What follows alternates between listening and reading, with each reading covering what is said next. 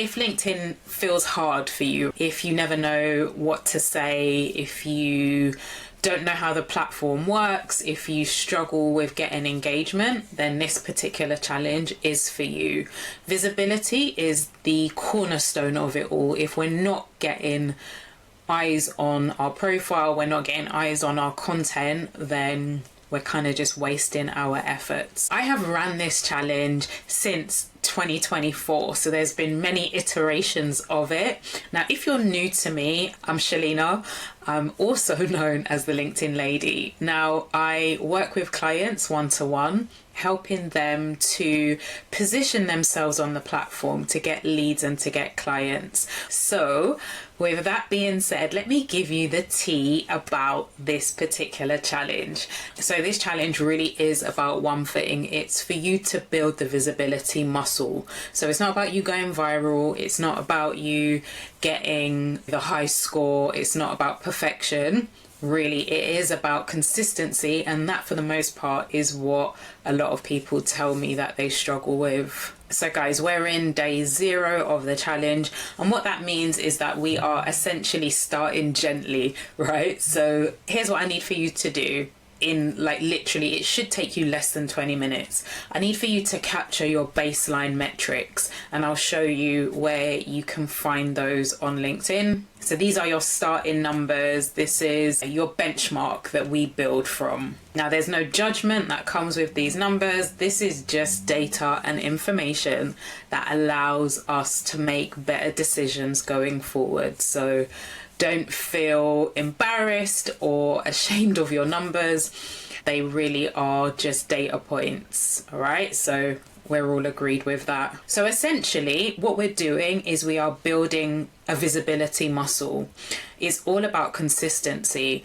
If you show up once, have this amazing viral post, and then you never show up again, then it kind of just undermines the effort. It undermines the people that have followed you because they followed you because there's something that you've said or shared that was valuable, and they clearly would want more of that. So it's really important that we build the visibility muscle. So in the challenge, your operational rhythm is really simple. It's 20 minutes per day of actual activities, and those will be detailed in a tracker that you'll be given. You're going to be posting between 2 to 3 times per week, and the cycle, as I've mentioned, is 28 days. Now, it's momentum over perfection, so you'll see that 20 out of 28 days is what considers you to have completed this particular challenge. So if you follow those steps for 20 out of the 28 days, you're a finisher. You finish the challenge. But life happens, right? We get busy, we might get sick, we might go away on holiday, things happen. So I don't want the challenge to be a burden or to stop you from doing the other things that are essential in your life and business. So the 28-day roadmap looks like day 0 to day 7 is all around setup and support. So you're going to receive a daily video from me. So this is day 0's video. Tomorrow you'll get day 1's video, right? And in that, I'm going to be giving you the actions, the steps, the things that you need to do for that particular day. From day 8 to day 28 is where we build the muscle. This is where repetition and habit, we start to form the visibility habit, right? So we lock that in so that after the challenge, you can continue with these activities, and feel free to come back round, right? Because this challenge is going to be ongoing, so you can definitely hop back in again, not a problem. So day 0's mission, right? I said that it's about getting our baseline and getting into action. So spend 5 minutes capturing your baseline metrics. And as I said, I'll show you how you do that. Execute one action. Sorry, I have a squeaky chair, so you'll hear this over the next 7 days, right? Execute one action and then check in on the post for the day. So each day you will see a day 0 thread that you check in under, a day 1, day 2, blah, blah, blah, right? So really, as I said, we're starting gently. I just need for you to capture your baseline metrics, and I'll show you what the one action for today is. It really is about capturing those metrics, and then we proceed from there. All right, so to capture your baseline metrics, your analytics, that's what LinkedIn calls it, go over, log into your LinkedIn profile. And then what I need for you to do is scroll down here to analytics. I don't think you can see my mouse as I move that around, but analytics, right? Click here to show all analytics. And then what I need for you to do is take a screenshot of the date and the analytics, right? So I'm on a Mac, so I would do Shift Command and 4 to get the crosshairs, and then I would just take a screenshot, right? With that screenshot, what I need for you to do is to go into the community and upload your screenshot. You'll drop it under the day 0 thread, right? And throughout the challenge, that will be one of the instructions, to take that screenshot, upload that into that particular day's thread. So this way, how do you do this? So step 2, I mentioned that there was an activity for you to do today. So choose one of these actions. Comment on 3 posts, send 1 warm DM, maybe make 3 connections, update, tweak your profile, or post some content. If it's not your day to post, then don't do that one, choose something else. But that is step 2 of day 0's activities. And then the third and final step, as I've been alluding to, is to log your mission. So whatever action you chose, let us know in the day 0 thread post. Tell us what your analytics were for today, and share with us one win or one insight from doing this task today. And that's day 0 done, right? Nice and simple and easy. As I said, we are starting gently, right? It ramps up from here. Now I'll ease you in a bit. But yeah, that's it really. It's quite simple, quite straightforward. So all of the challenge assets, I will link it in below this video, so you'll be able to access that easily. All of the daily threads will live in there as well, so you'll be able to access those, as well as the videos and everything that you need to support you through the challenge. I'm excited. It's day 0. Your challenge starts now. Go to the day 0 thread, share your baseline metrics, let us know what action you took, tell us what insight, what stood out for you, what came up for you, and then just comment done, right? So I would say literally you can get this done in 15-20 minutes. I'm excited for day 1, where things really kick off. Hey, lovely people. Welcome to day 1 of the LinkedIn Visibility Challenge. Now, today is all about one thing, right?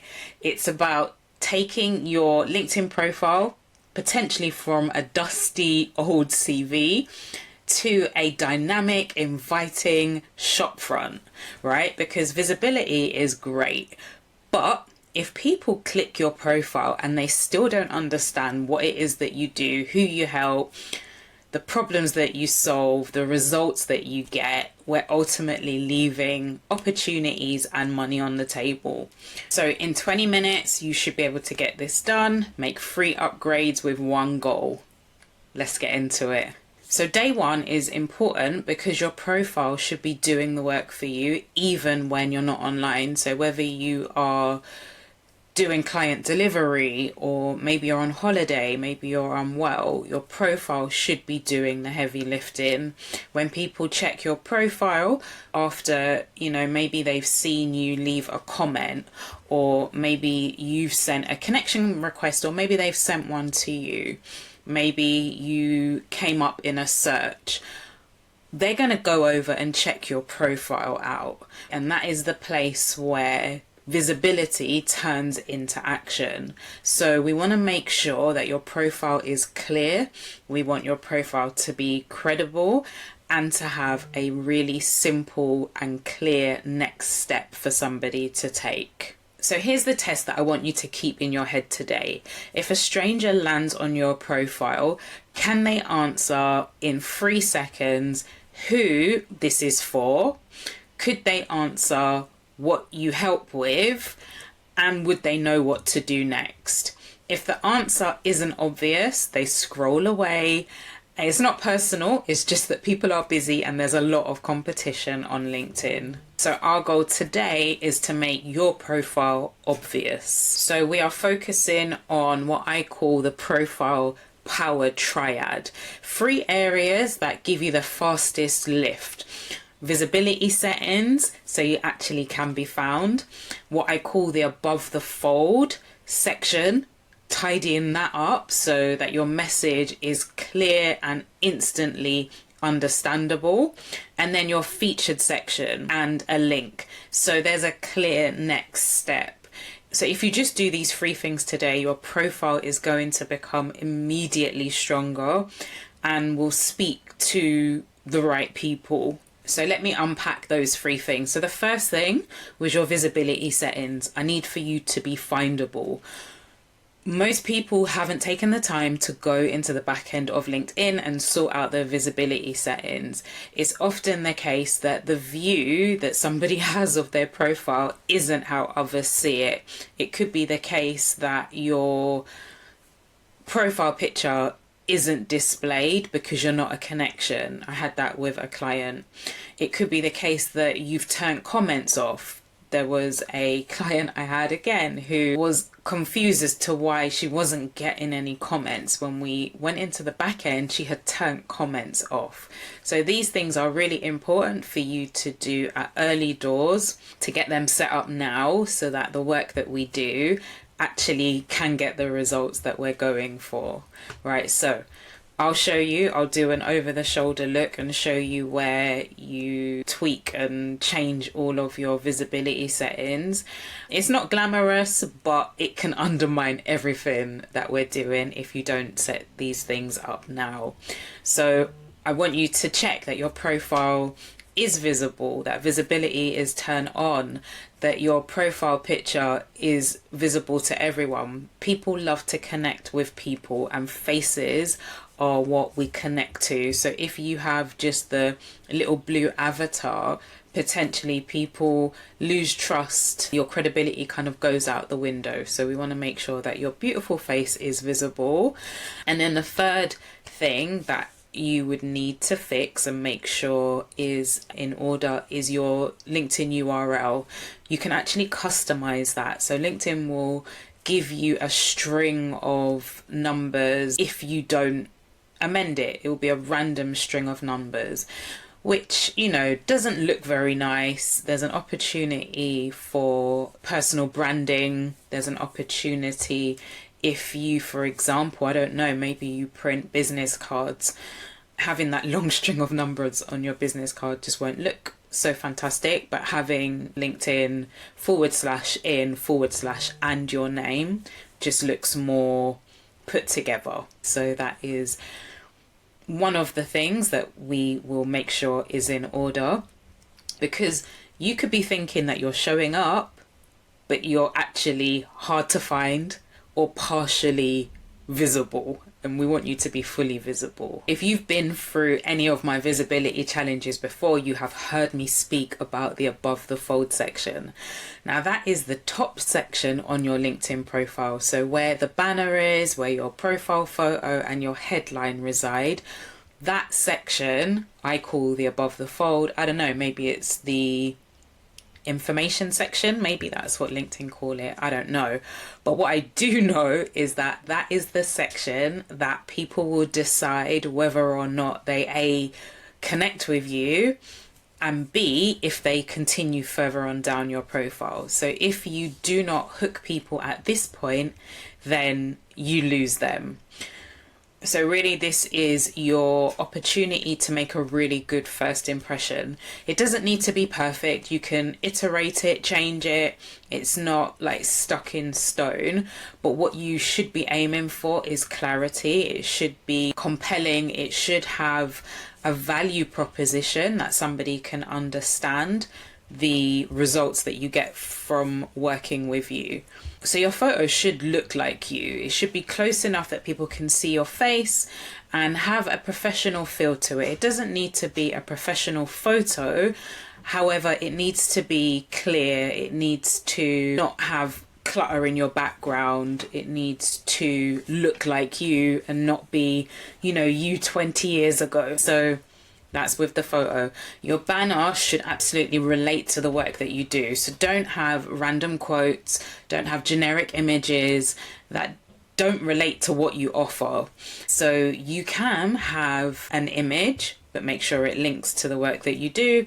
I find that prime real estate should be leveraged with some form of text, some call to action, some kind of tagline, statement, value proposition, something that allows for somebody to quickly understand who you are and what you do. Lucky last is your headline.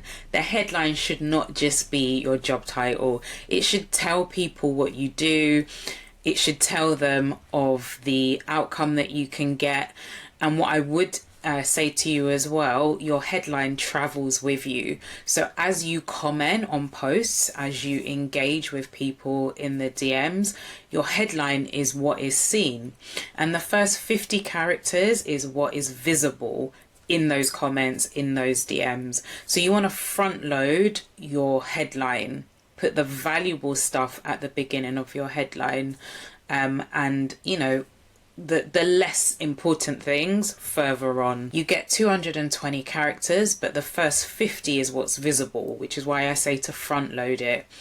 Put the transformation at the front so that when you comment, somebody will see instantly the results that you get as opposed to your title. And here's a simple headline template that you could use today. I help who to get what result via what method. So as an example here, I help coaches over 40 turn LinkedIn into leads using weekly visibility routines, right? That is a really compelling, clear and succinct headline. If you are a coach, you're over 40 and you need help with LinkedIn, it says it all in that one headline. So make sure that your headline is simple, strong, clear, and as I said before, ensuring that you have the value at the beginning of your headline. All right, so the third and final thing that I need you to look at is your featured section. And your featured section is where you really guide people. And if you do not choose what you put in that section to be featured, then LinkedIn will choose for you. And it doesn't always choose things that make you look your best, or it may not choose something that leads anywhere. So you have to actually turn this section on. If you haven't done that, then you won't have the featured section turn on. I'll show you in the over the shoulder look how you do that. But think of your featured section as like a mini landing page. It should really help people to go from curiosity to trust to actually wanting to take action. All right, so what you could do with your featured section, you've got on a desktop, there are 3 posts that are visible, right? So in the first one, perhaps you give a free lead magnet. Maybe you give a checklist or a guide, something that helps to give value to somebody on your profile and also positions you as the expert that you are. You could have a start here post. Maybe you record a video that welcomes them to your profile, gives them a little bit of an intro into you and what you do. The second featured post could be a client testimonial. It could be a video of a client sharing their experience working with you. We want to build proof. We want to build credibility and trust. So think about how you could do that in your featured section. And then the third item in your featured content could be an invitation to book a call with you, a discovery call perhaps, or maybe to join your community. Really, what we want to do is to be able to help people with the next steps, because they'll land on your profile and what they're seeing, they're liking, and they just need to be guided. They need to be directed. So this is a really good way of doing that. But also it means that you can start to own the data, right? So in exchange for that lead magnet, you get an email address. You want to own your list of individuals. If you do not have a lead magnet, don't let that stop you, right? You can still utilize this section here. Maybe you do that video, talking to camera and just saying who you are and what you do, and giving a little bit more insight around the results that you get. And then in the behind the scenes, work on a lead magnet, because they are really valuable, again, for building your CRM or your email list. All right, so what does the task for today look like? It looks like getting your settings in order, right? I'll show you how to go into the back end of LinkedIn, make sure those are all correct and you are visible, and then working on the above the fold section. So getting your photo, your banner, your headline all in order, getting those tidied up if you need to, and then setting up your featured section so that your profile is just really compelling, right? There's a flow to it. Even if you have time, you could work on incorporating your brand colors and maybe the fonts that you use. I've said that it should feel like a website, a landing page, and we can easily do that in Canva. So that is the task, one of the tasks for today. Be sure to go over to the community and check in, right? Look for the day one thread post. Check in, let us know what it is that you've updated today. Paste, maybe if you updated your headline, take a screenshot of that. If you changed your featured section, take a screenshot and show us that. It would be good to see the before and the after, so do that if you can.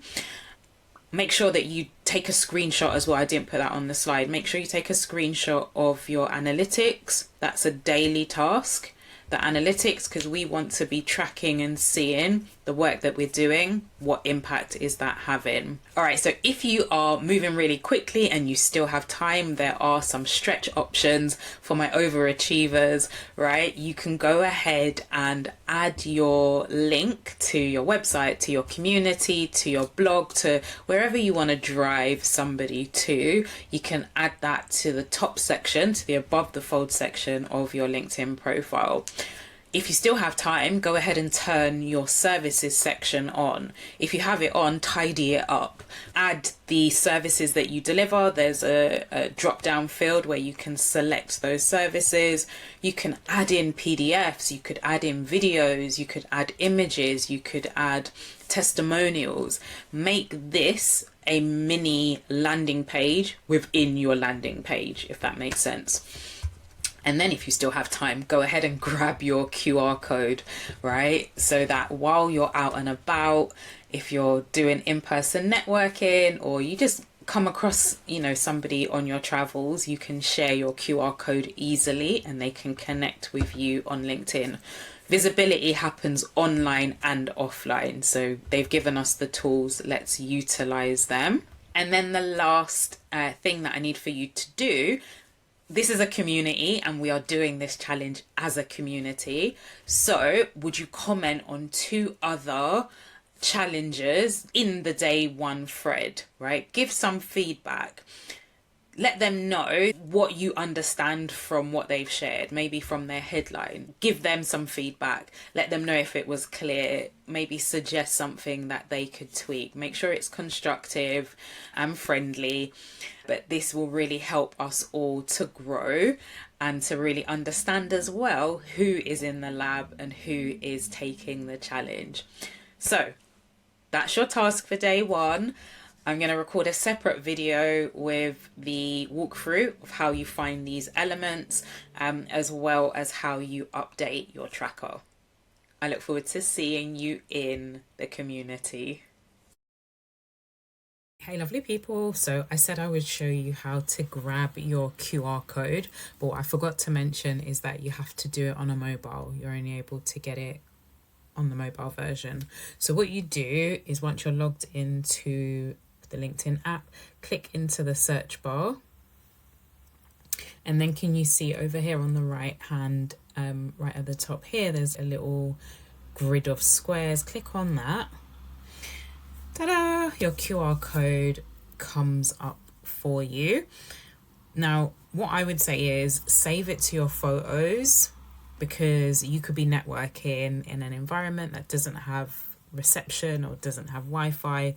If you have it saved on your photos, then somebody else could take a photo of it and connect with you later on.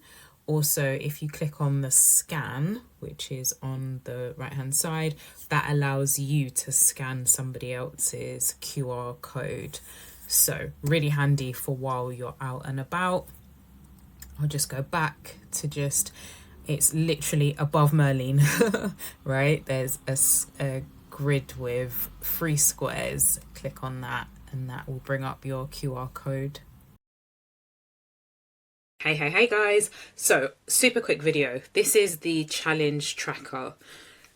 When you click on the link, save a copy to your area and just give it your name at the start.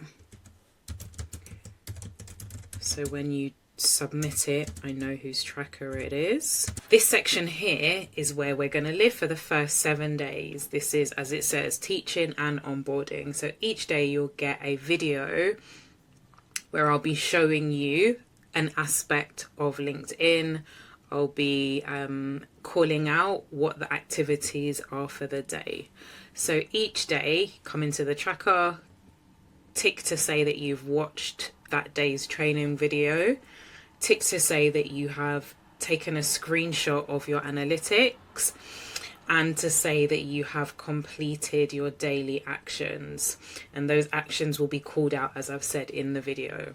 And this section here is where you link to your particular comment for day 1 in this example.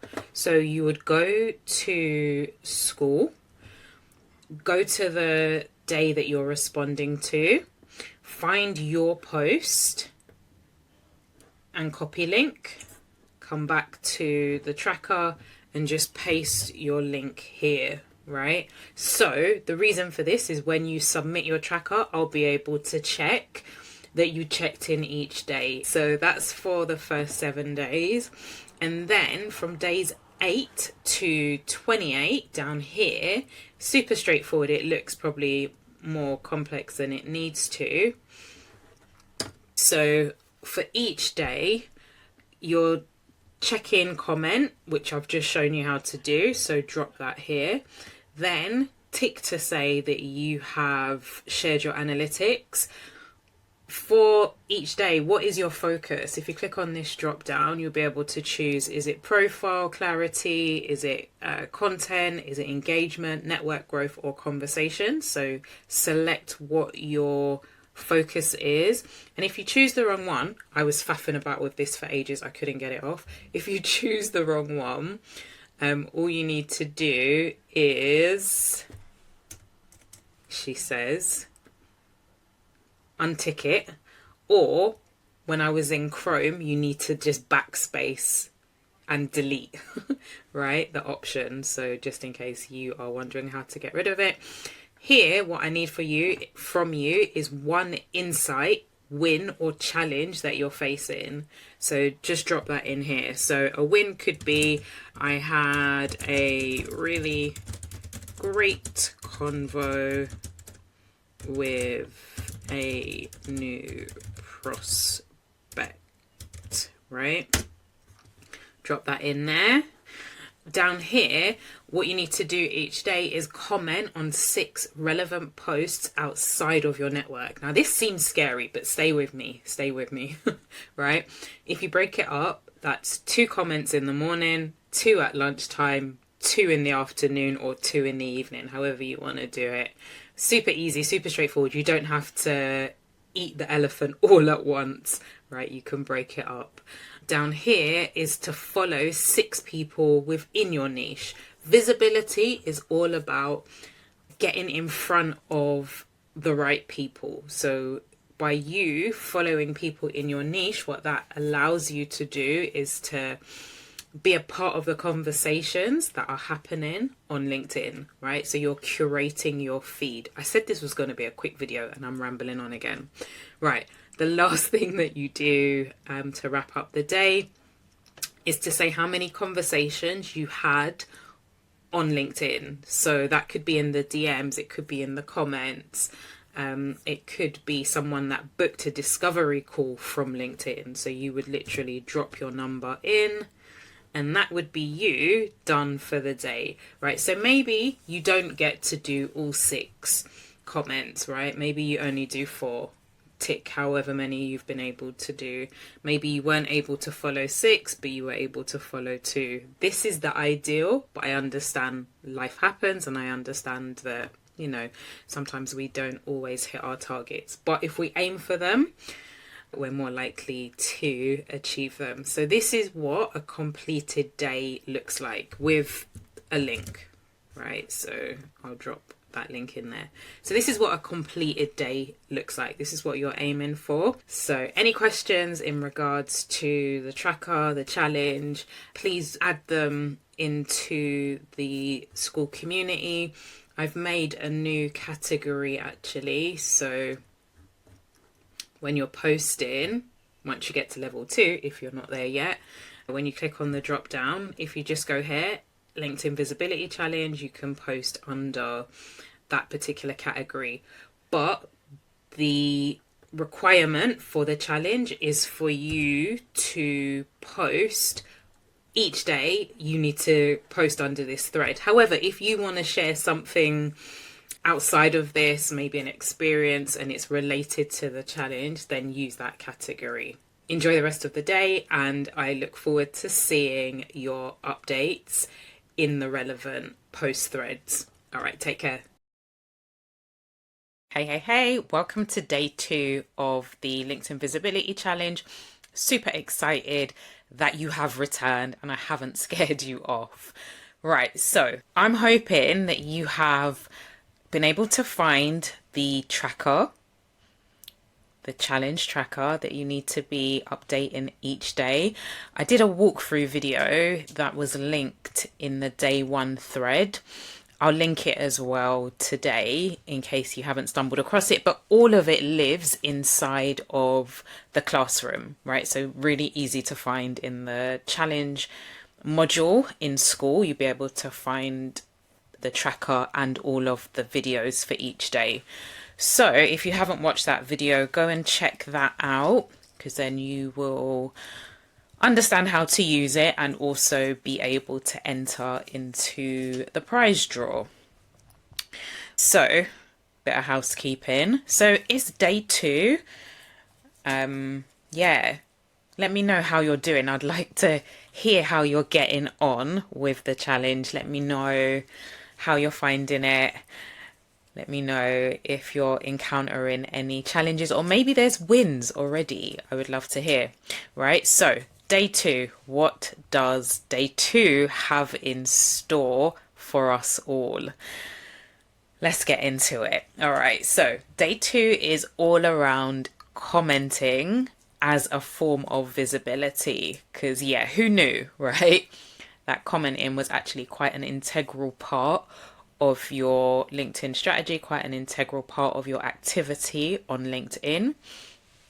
A lot of people don't actually realize the importance of commenting, and what can happen is that people are quite one-sided, so they push content and there's not a two-way dialogue.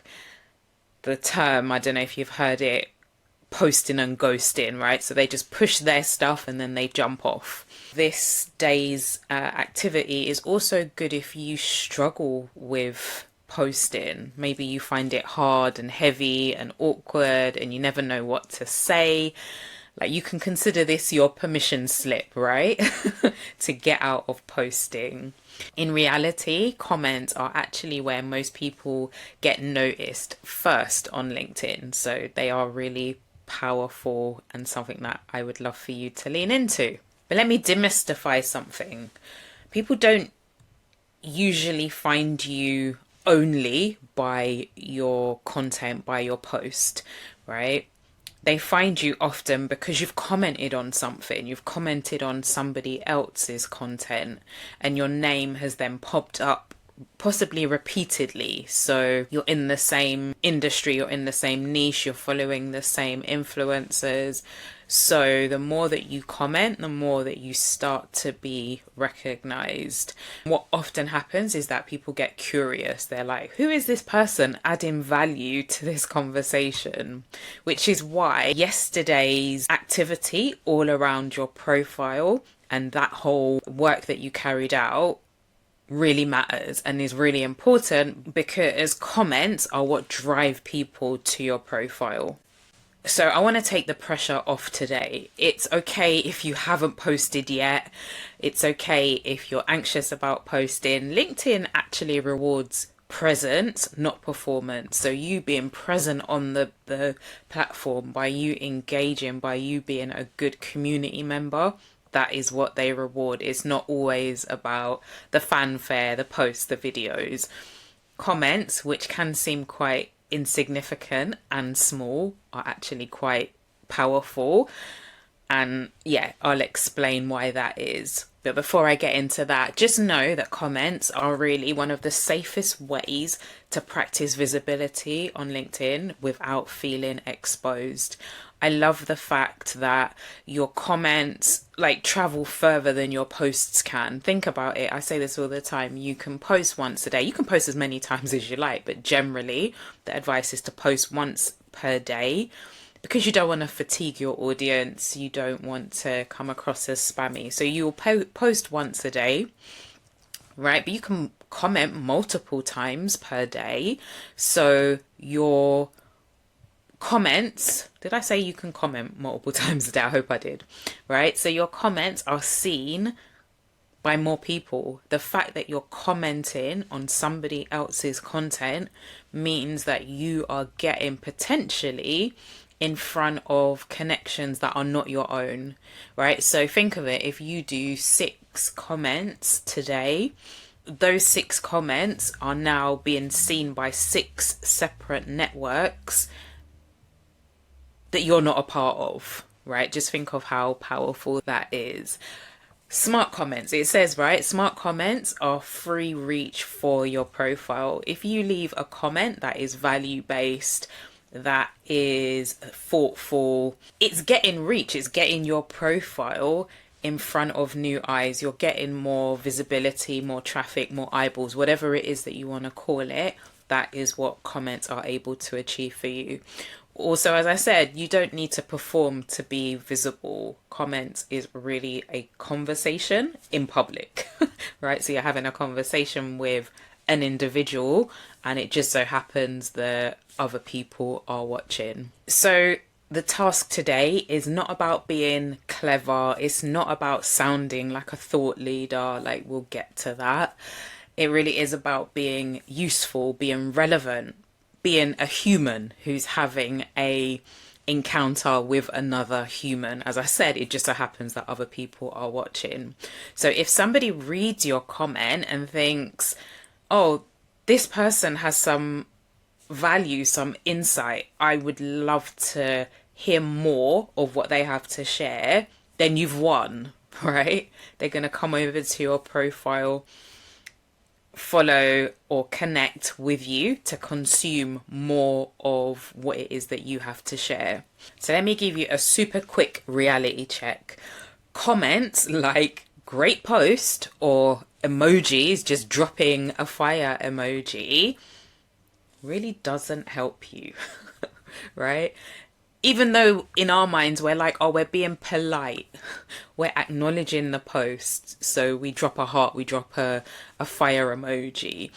They don't tell people what you think, how you think. They don't tell people your insights or they don't add anything to the conversation. And that means you've not given them any reason to check you out. You've not given them a reason to click on your profile. So what we're aiming for is recognition, not politeness. For the women in this community, that's often, you know, our go-to. We want to be polite and we want to make everybody feel seen and supported, so we go around kind of hearting things and dropping random emojis. Instead, what I would love for you to do, right, as a part of this challenge and going forward, is to share your thoughts, share what you think about what has been said in that post, how you can add to what has been shared.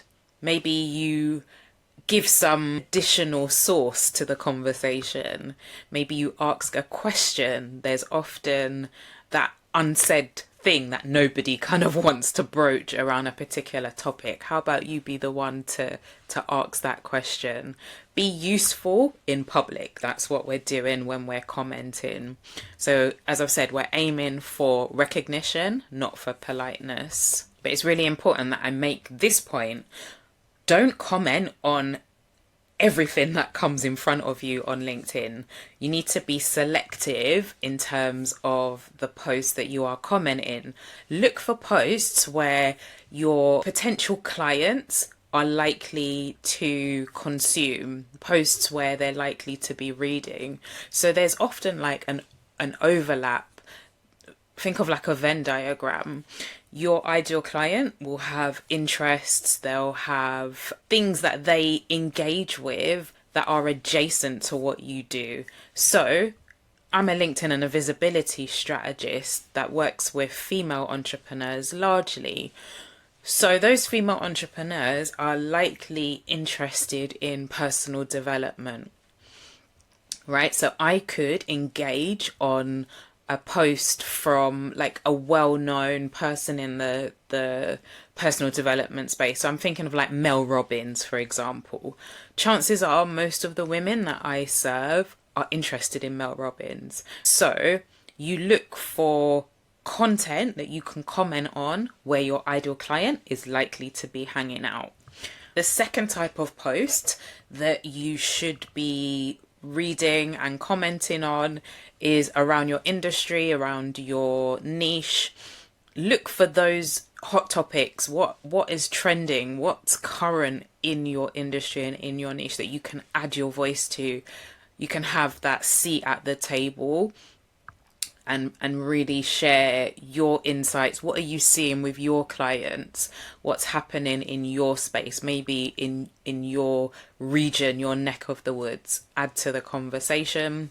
And then the third thing is active conversations. We're looking for people to talk to. I said we're having like a human experience with another human, right? I want to say you can't talk to yourself. I talk to myself, right? But we're looking for posts that have engagement. Now, we're not looking for posts with thousands of comments. So someone like Mel Robbins probably will have a load of people commenting on her post. And the reason why we're not looking for posts with lots of comments is because often people are just they're not looking for a conversation. They want to be noticed by Mel. She probably has a ghostwriter, but that's a whole separate topic, right? So they're not looking for conversations. They're not looking for connections. So ideally, you want to find posts with active conversations, but not so much that, you know, you're in the thousands. Avoid those types of posts, right? So look for, as I've said, those smaller influencers, perhaps.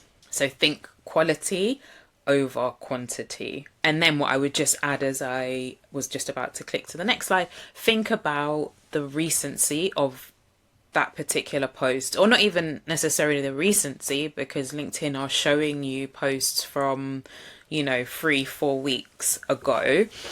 What you need to look for are recent comments, right? If somebody commented 4 weeks ago and you come along and want to spark up a conversation, like, the moment's gone. We're looking for recent comments. And the reason again for that is it's top of mind. It's still fresh. They know that they had just recently commented on that and, you know, are likely to respond back. The longer that you leave it, they're like, I don't even remember what I was talking about. So you'll respond and then they'll just ghost you. So let me just camp here for a bit in terms of writing better comments. So a strong comment looks like adding an example. I spoke about adding your insights, expanding on a point. Maybe you acknowledge the author of the post, but then you add to what they've said. Maybe you ask the person who posted a question. Hey, this is what I'm seeing in my space. Is this something that you are experiencing? Right? Ask thoughtful questions, and questions are what keep conversations going. Sometimes people comment and you're a bit like, I don't know what to say here.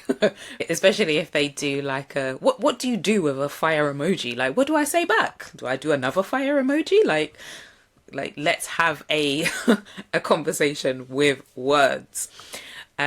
Reflect on what they've said. I think one of the things, I'm sure you've seen this, and quite frustratingly, I don't know, it's become a trend, a theme.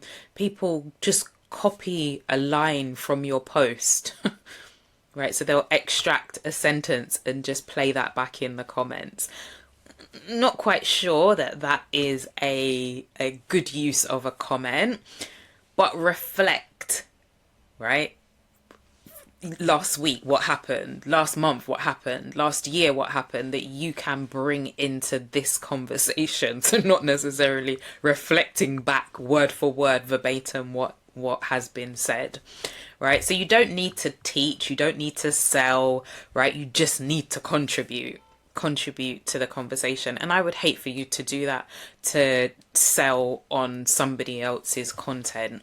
I always say you wouldn't go into Burger King and try and like sell your McDonald's. Like it's just not the done thing. So if your comment sounds like LinkedIn speak, right, stop.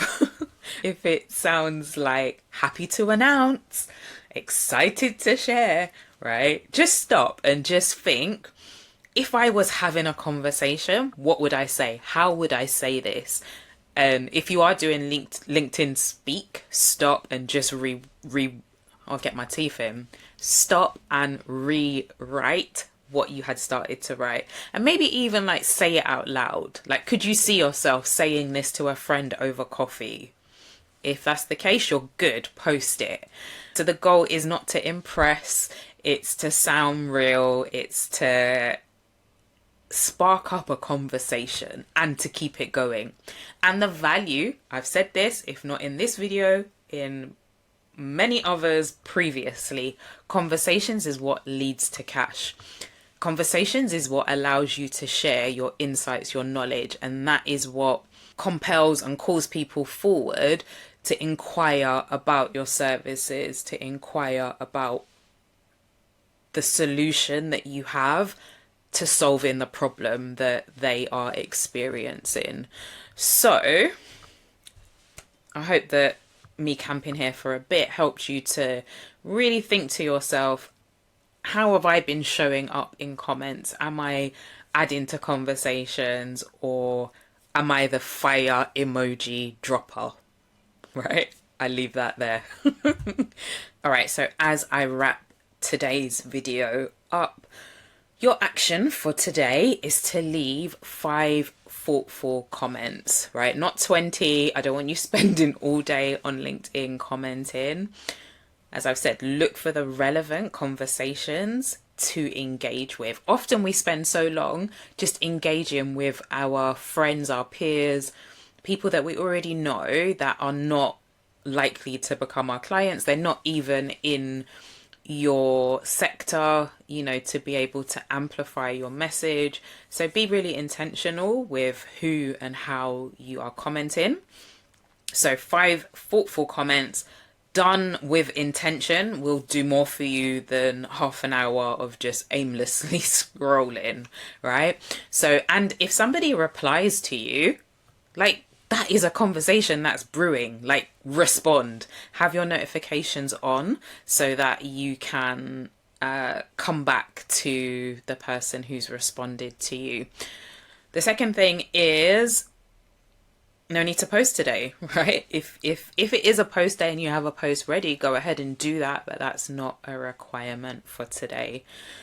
So time wise, what does that look like? For the majority of the activities in the challenge, I've ensured that they can be done in 20 minutes or less. I get that we are busy people. You are doing excellent work, delivering, supporting people, coming up with products and services, running communities, doing all the things. So LinkedIn isn't about consuming all of your day if you're intentional, if you have a strategy and you know what it is that you're doing.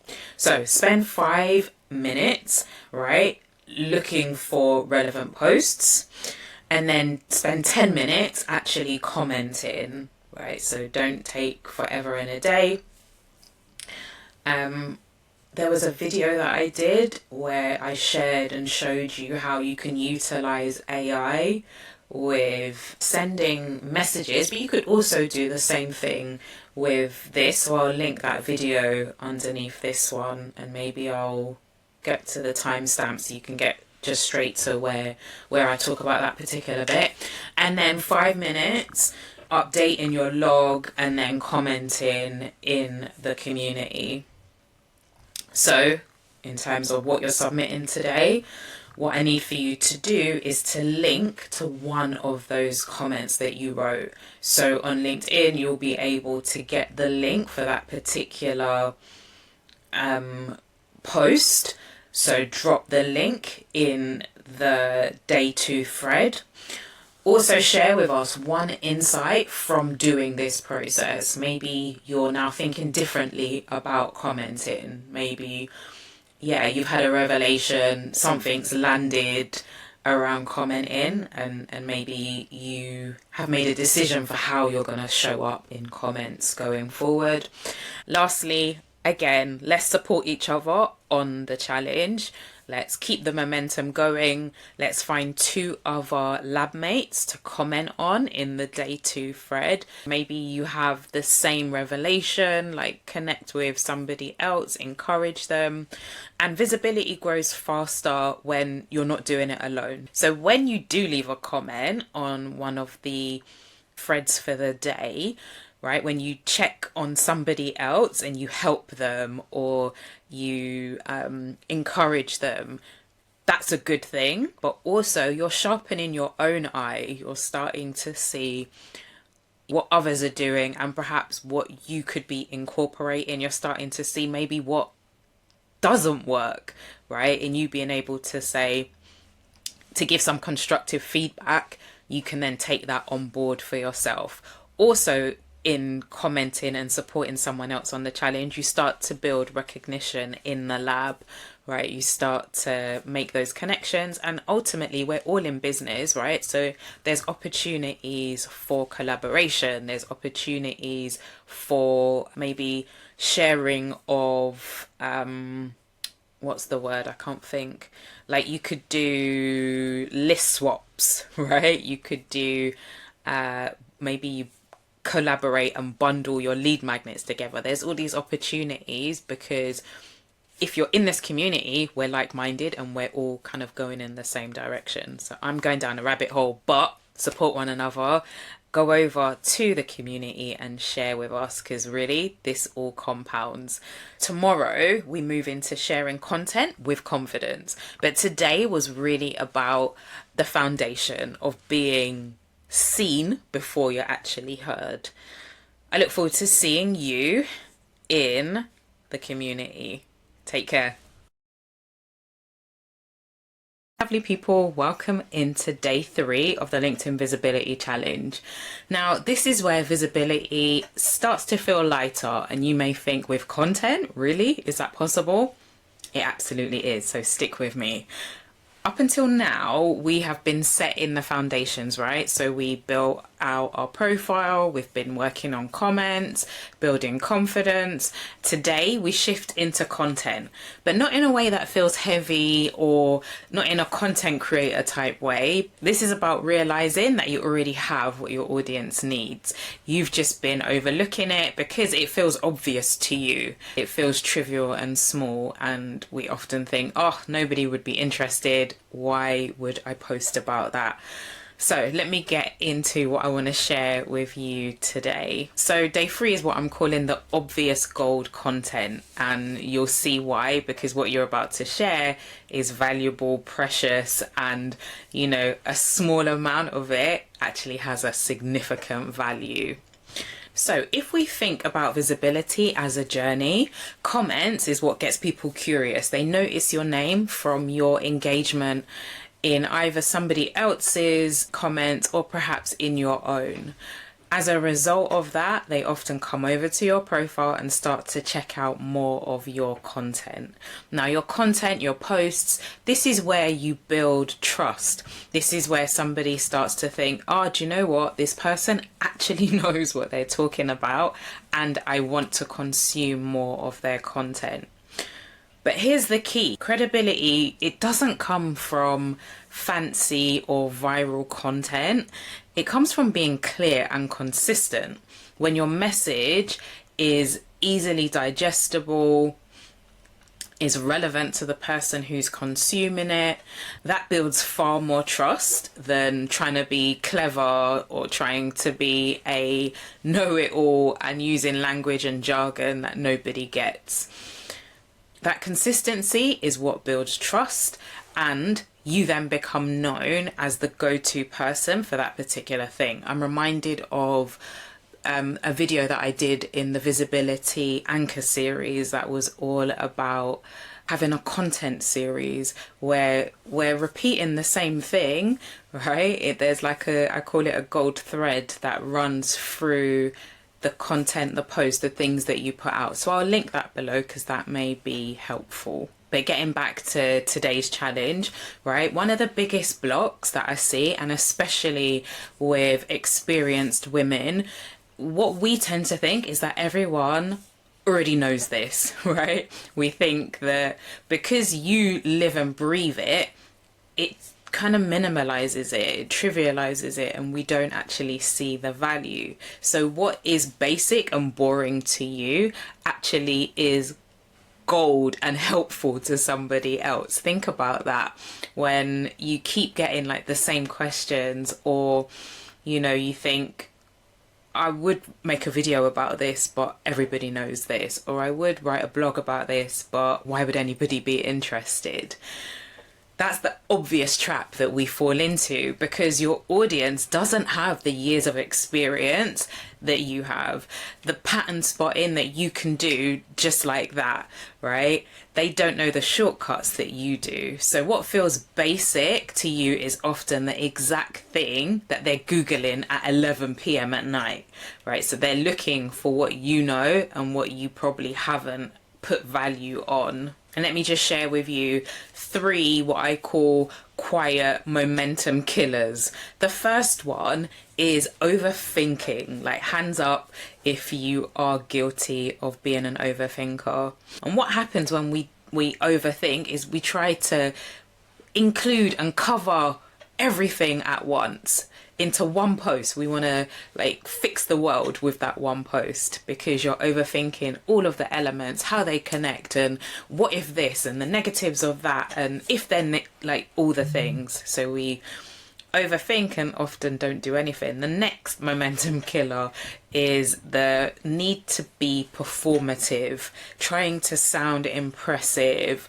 Especially on LinkedIn, we just have this, oh, I need to show up in my professional energy, right? So instead of being helpful, we become academic. And as I say, we use a lot of jargon and terms that are not helpful and are not clear to somebody who is just becoming aware of you and trying to figure out a problem or achieve a goal and an aspiration, and they don't quite know how to do it.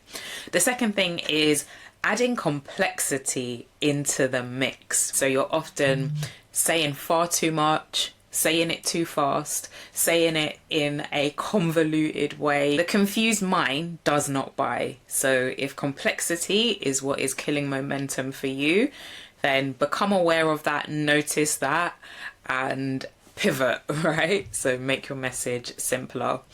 Content can feel draining, I'm not gonna lie. It's usually because of one of these three things that come into the mix, and sometimes it's all three things, right? So today we are doing the opposite. We are not gonna overthink. We're not gonna show up in that content creator needing to perform energy, and we are gonna keep it simple. So what exactly is your obvious gold? So it looks like the advice that you repeat over and over again, maybe with clients, maybe with people that slide into your DMs to pick your brain, maybe while you're out networking, you know, and someone learns what you do. You've got like a list of maybe 3 to 5 things that people ask you and you repeat time and time again. That's obvious gold. It could also be the thing that I could wake you up at 3 in the morning, ask you that question, and you wouldn't even have to open your eyes, right? You could just answer that question, you know, give me a really clear and concise explanation and answer to that question. That is obvious gold. And the third thing is the mistakes that you fix over and over again. Maybe you are a website developer, right? And you can see when you've taken on a new client's website, there's things that are bloating their website, and you can just fix that super quickly, super easily. Maybe you're a leadership coach, and the person that you're working with, just from their language and the way that they come across, you can instantly assess them and make some corrections and advise them. So think about those 3 things. Those are obvious gold. Clients pay because of these things that are obvious to you, right? You don't get paid for being complex. You don't get paid for the smoke and the mirrors, or if they do pay you, they don't stick around, right? Because you've overly complicated the thing. What you get paid for is clarity. You get paid for being able to say, here's the simple way to do this, right? That's valuable. So here are some real world examples of content posts that you could put out. So you've got the type of post that corrects something. So you're saying to somebody, start here, you're going down the wrong path, or maybe you're focusing on the wrong thing. So you're correcting behaviors, mindsets. Yes, the chair is squeaking again, right? Maybe it's a preparation type post. So getting somebody ready to be able to do something. So in my case and my example, understanding what your business goals are is fundamental, because then we can overlay your approach to LinkedIn, right? So before we start with LinkedIn, let's get clear on your overarching business goal. Let's get clear on your overarching marketing strategy and pair that with LinkedIn. So what is it for you that you could help somebody to prepare to be able to move on to the next step? Or maybe it's more empathy based. So you're speaking to the emotional challenges, right? The mindset barriers, why something feels harder than it should, and giving language, giving almost validating why something feels hard. So those are some real world examples. Notice, however, that none of these are deep think pieces, right? They are practical, they're human, they're reassuring, and that's what people want. Posts like these make people feel seen, not sold to. They often trigger what I would say is the conversation and the engagement, because someone will see a post of this nature and they're like, I needed to hear that today. Like, that is exactly where I am. I needed that, right? And that's exactly what we're aiming for. So step 1 for you today for your day 3 activities is to pick one problem. We're not trying to fix their whole life in one post. We're not trying to fix the world by your single post. What we're doing is we're just picking one problem, a real frustration that your ideal client is dealing with right now, right? It has to be something that they are feeling the pain of in this moment. So thinking specifically, who is this post for? As I've said, what is the problem that they're encountering, and like, where are they stuck today? What are they stuck on? And then you go on to think about that obvious solution that, again, I could wake you at 3 a.m. and you would have an answer for. So it really is just one small, real frustration. What is that for your ideal person? And let me give you a really simple format.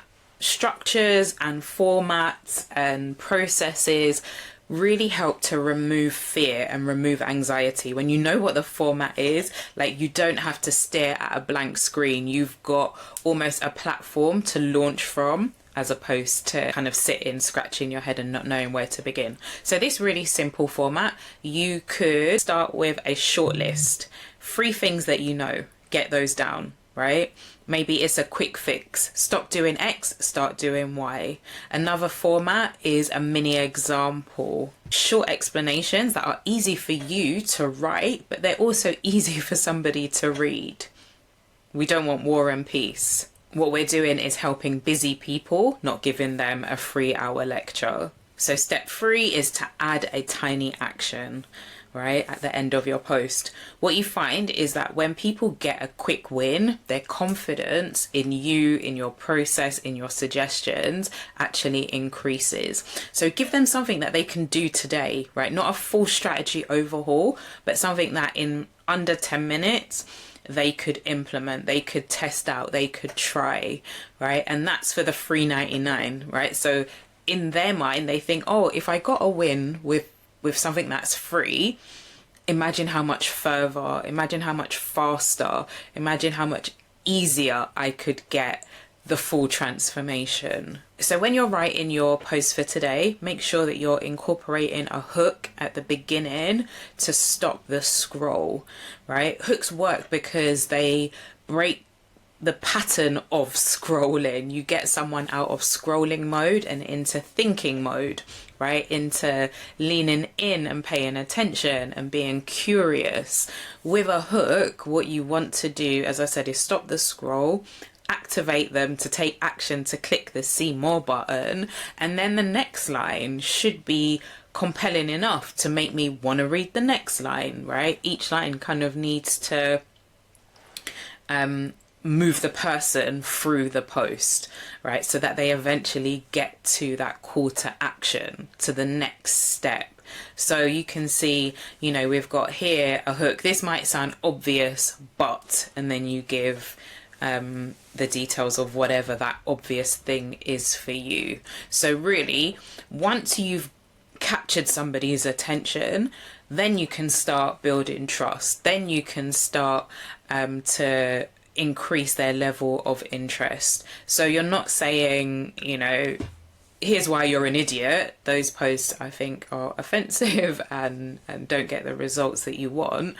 You want to say, like, here's the bit you've missed. Here's the bit that maybe you've overlooked. That feels very, like, safe. That's a safe space for somebody to lean into and to want to hear what you have to say. So just to be clear, today is not about pitching, it's about opening a door. So when people save your post, when they comment, when they repost, when they reply, LinkedIn then learns that your content is useful, right? And also the person reading it does as well. So sales come after, right? After the trust has been built, the interest has been built. So what we're leading with is being that door opener to say, hey, come into my world, hear what I've got to say with something that's helpful for you.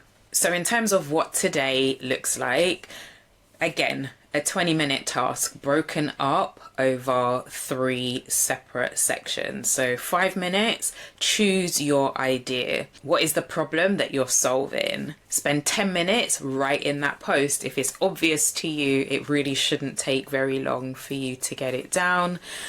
5 minutes reading and publishing the post. Set a timer, be intentional. I would say read it out loud as well. Make sure that it sounds like you, and then go ahead and publish. Listen, if you only ever post when you have an hour, or you're in the perfect mood, or you've got this amazing idea that you want to get out there, what I find is that you'll rarely ever post. So, as I said, set a timer, do the reps, let's get it done. Your day 3 check-in looks like when you've posted, add the link from your post on LinkedIn into the day 3 thread. There's an example post that I've put onto the slide, and it shows you look for those 3 dots at the top of your post. If you click on that, then it will give you an option to copy the link. Drop that link into the day 3 thread. Then the second thing that I need you to do, let us know what's one thing that felt easier than you expected. I hope it's easier. If it's not, then let me know what felt harder. That's okay as well. Be sure to screenshot your baseline. That's an everyday task. And also check out what others are doing. Go over to their post and engage and comment if it's relevant and applicable to you. I always say this is not a pod, right? So it's not by force. You don't have to do it. However, it is nice to support one another. And yeah, have a look through the day 3 thread. Give a bit of context. That will help as well for people in the community to go and check you out. If you just give us like a little summary, what was your post about, then that may inspire somebody to click over to your LinkedIn and take a look. So as I wrap up, let me just encourage you, get that post out, get it done. Don't try to be perfect. What is boring to you might be that sentence that makes somebody feel understood for the first time. As I keep saying, visibility is about the reps. It's about continually and consistently showing up and not waiting until you feel 100% ready. And I'll link to a Google document that I put together. It's called the Obvious Gold Post Builder. That will help you with your tasks today. So check that out as well. I'm excited to check out your post to hear what is the obvious gold that you've been sitting on. Hey, lovely people. Welcome to day 4 of the LinkedIn Visibility Challenge. Today is where we stop treating LinkedIn like a numbers game and start treating it like a room full of real people. So day 4 is all about network expansion, and that's not about adding as many people as possible. It isn't about going and collecting people to increase your follower number, your connection number.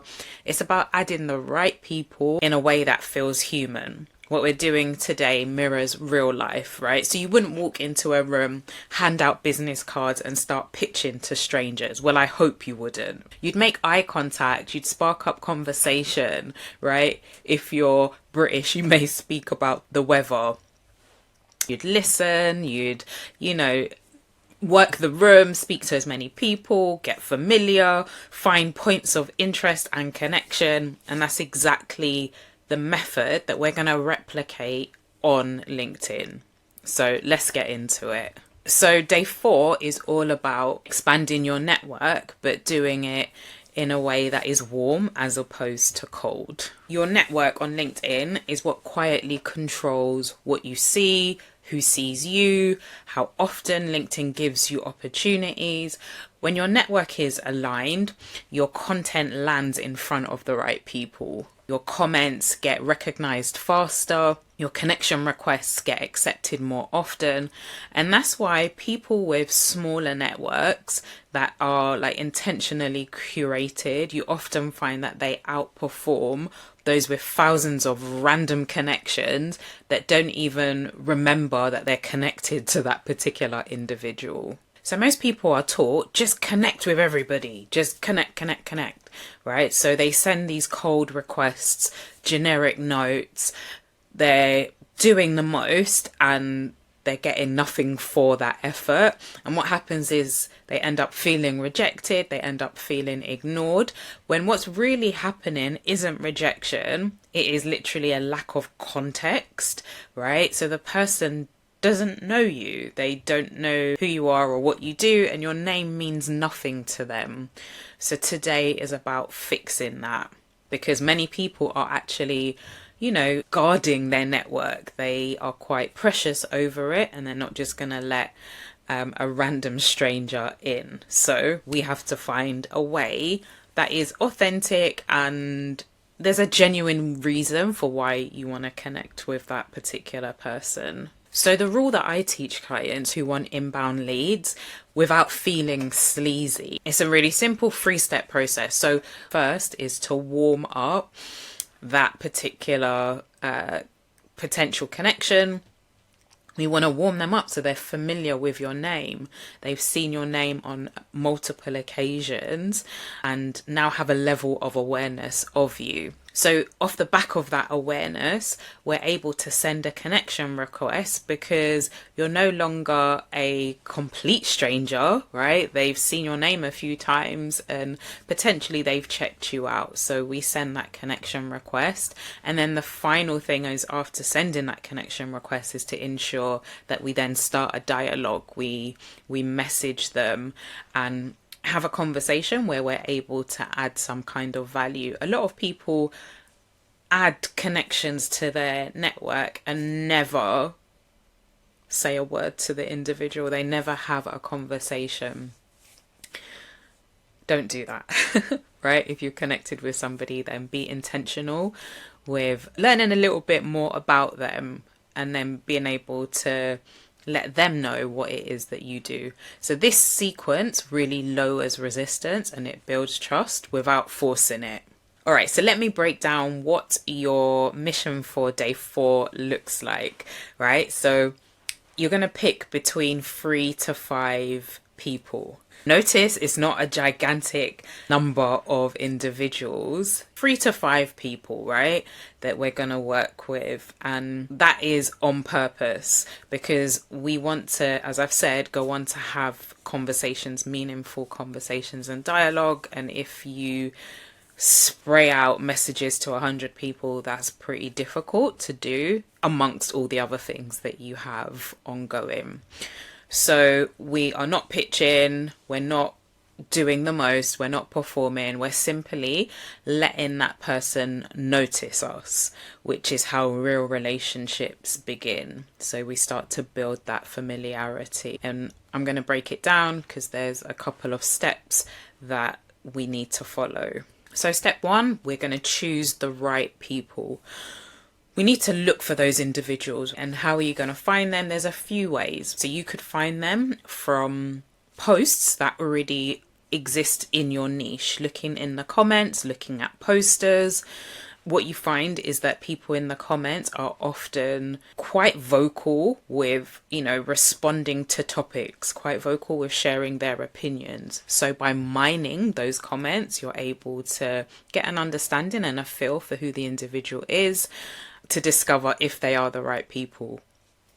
You could speak to your audience, your existing audience, go through your existing connections and see, out of who you've already connected with, who would you like to get to know more? Who would you like to have a deeper conversation with? You could also look in groups on LinkedIn.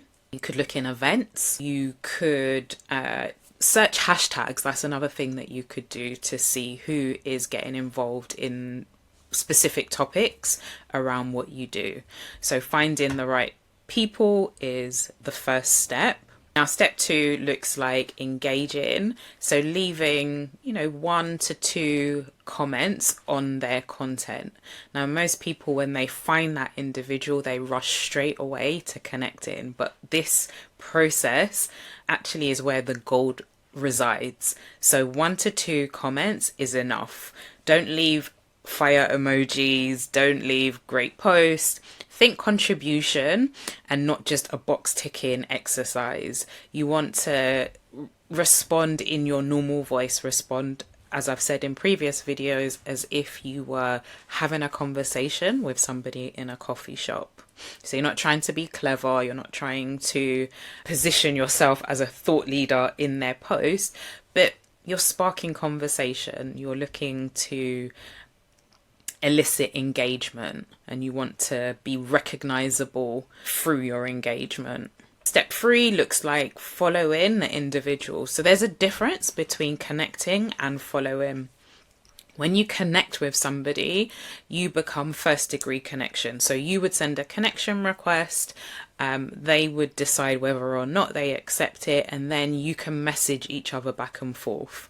When you follow somebody, you see their content, they don't see your content, and you're not able to message them. I'm going to encourage you to follow, right? To start this process, because following is subtle but powerful. Because what happens is they get a notification, first of all, that you followed.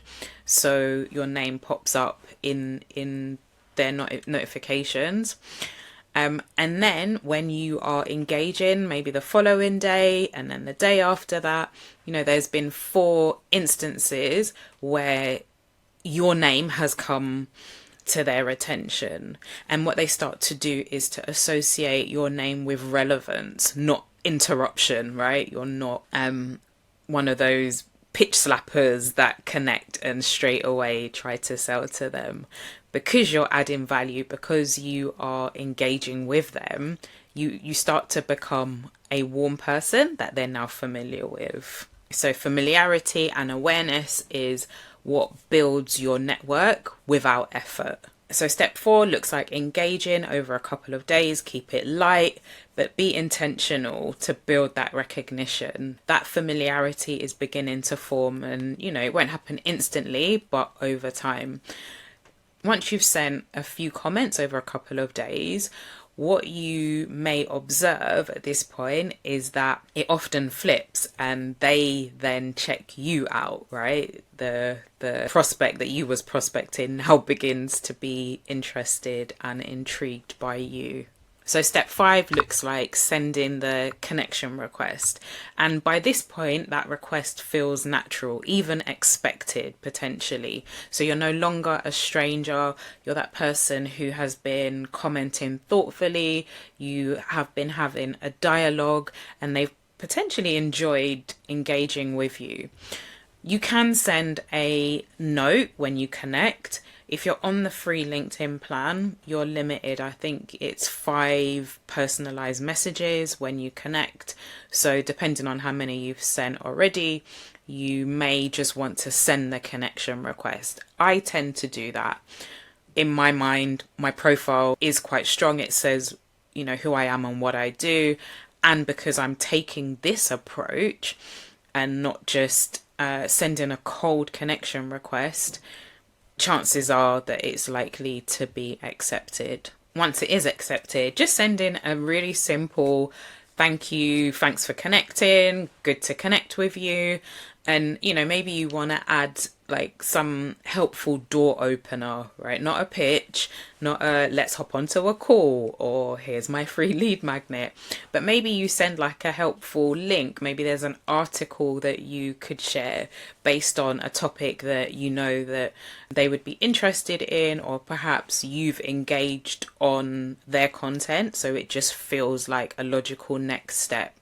So as I said, this message isn't about converting, but it's about positioning yourself as someone who is safe and useful, credible and helpful. So your 20-minute activity for day 4 looks like choosing who you want to start this process with. Those 3 to 5 individuals, spend 5 minutes deciding, selecting who you're going to nurture, and then spend 10 minutes actually following, engaging, taking the steps, and then the final 5 minutes to log your activities, right? So in your tracker, updating that. And then coming over to the community, to the LinkedIn Strategy Lab, and checking in under the day 4 post. Let us know who you've engaged with. You don't have to give their name or their LinkedIn URL, but just generally somebody you could say, this is a ideal client, or this is a collaboration partner, someone I'd like to collaborate with, or maybe it's somebody who has the network that you want to get in front of, and they can amplify your message. So let's keep reinforcing this habit and not just box ticking. I hope as well, and we'll get into this when we get into analytics, that you are, even though you're taking the screenshots of your daily analytics, I hope that you are starting to look at those numbers, starting to see the differences between the days. It might be quite subtle at the moment, but as we progress over the 28 days of the challenge, you should start to see what impact the work that you're having is having on those numbers. So set your timer, let's get to work, and also share any insights, anything that's coming up for you, anything that feels hard, anything that you are surprised at how easy and light it feels. If you're completely new to LinkedIn and you have no idea how to connect with somebody, how to follow somebody, let me just quickly show you how you would do that. So if you go to your home tab, as an example, so as you are scrolling through, if LinkedIn would catch up. All right, so as you're scrolling through your timeline, what we're looking for is posts that have some kind of engagement, right? So this one here, for example, I would go into it. So there's 5 comments on this one here. So I may be mining the comments. So this person is a 3rd degree connection. So that means that she's outside of my network ultimately. So if I clicked on her profile, what happens is she's going to be notified, or in her who's viewed my profile, potentially I'll come up, right? So she will potentially get a notification. So my name is front and center for her at the moment, right? So you can see here, this is where you would follow. When you take this stance of just connecting and not going through this process, if you click on these 3 dots, do you see there's the connect button? It depends how an individual has set their LinkedIn profile up, because for some individuals they have the connect button and for some they have the follow button. It's entirely a preference that you can control, right? So I would click the follow button, she would be notified that I followed her, and then I'm going to go down and engage in some of her content. And what I will say is you want to engage on recent content. I didn't check to see. All right, so this is something that she's reposted. Ideally, you want to post or engage on content that they have created. So this individual seems to repost quite a lot. So with that, that may not necessarily be something, not necessarily a bad thing, because I'm getting an understanding of, you know, what she is interested in, the things that she finds important, the things that she values. But really, ideally, we want to be commenting on what they have created or they have posted. But in any case, that was to show you the follow and connect options. You would nurture the person, as I've said, comment over, you know, a couple of days, and then once that has kind of run its course, then I would come and connect, right? One last thing that I want to show you, I'm sharing with you this private podcast that I had created that is going to support your activities today.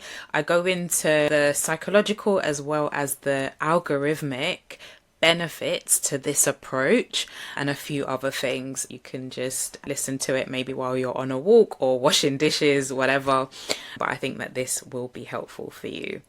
All right, guys, I'm excited. Let me know how you get on, and I look forward to seeing you in the comments for the day 4 thread. Take care. Lovely people, welcome to day 5 of the LinkedIn Visibility Challenge. Up until now, everything that we have done has been about visibility, and you would expect that on a visibility challenge, right? But today we transition somewhat, right?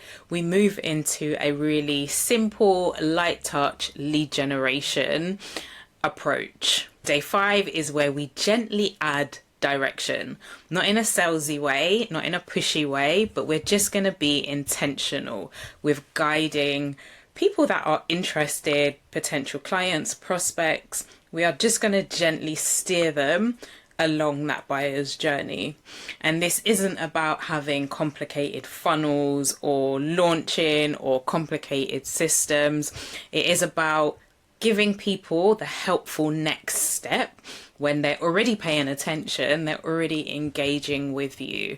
So just think of today as moving people from they just see you to now I understand what the next step is. All right, so let's jump into the content for day 5. So I've been working in this visibility online space for the past 2.5, almost coming up to 3 years now. And if I can be transparent with you, visibility on its own doesn't convert, right? You can post, you can comment, you can show up every day, but if people don't know what the next step is, then your momentum leaks. It's like having a bucket with a hole. All that hard work, all that effort that you put in kind of comes to nothing. And I see this pattern all the time. Someone reads your post, they think, oh, that was helpful, but then nothing happens. And it's not because they're not interested, but because you've not given them what I call the bridge. You've not helped them to scale the chasm between understanding I have a problem, not knowing how to fix it, and then having the solution on the other side.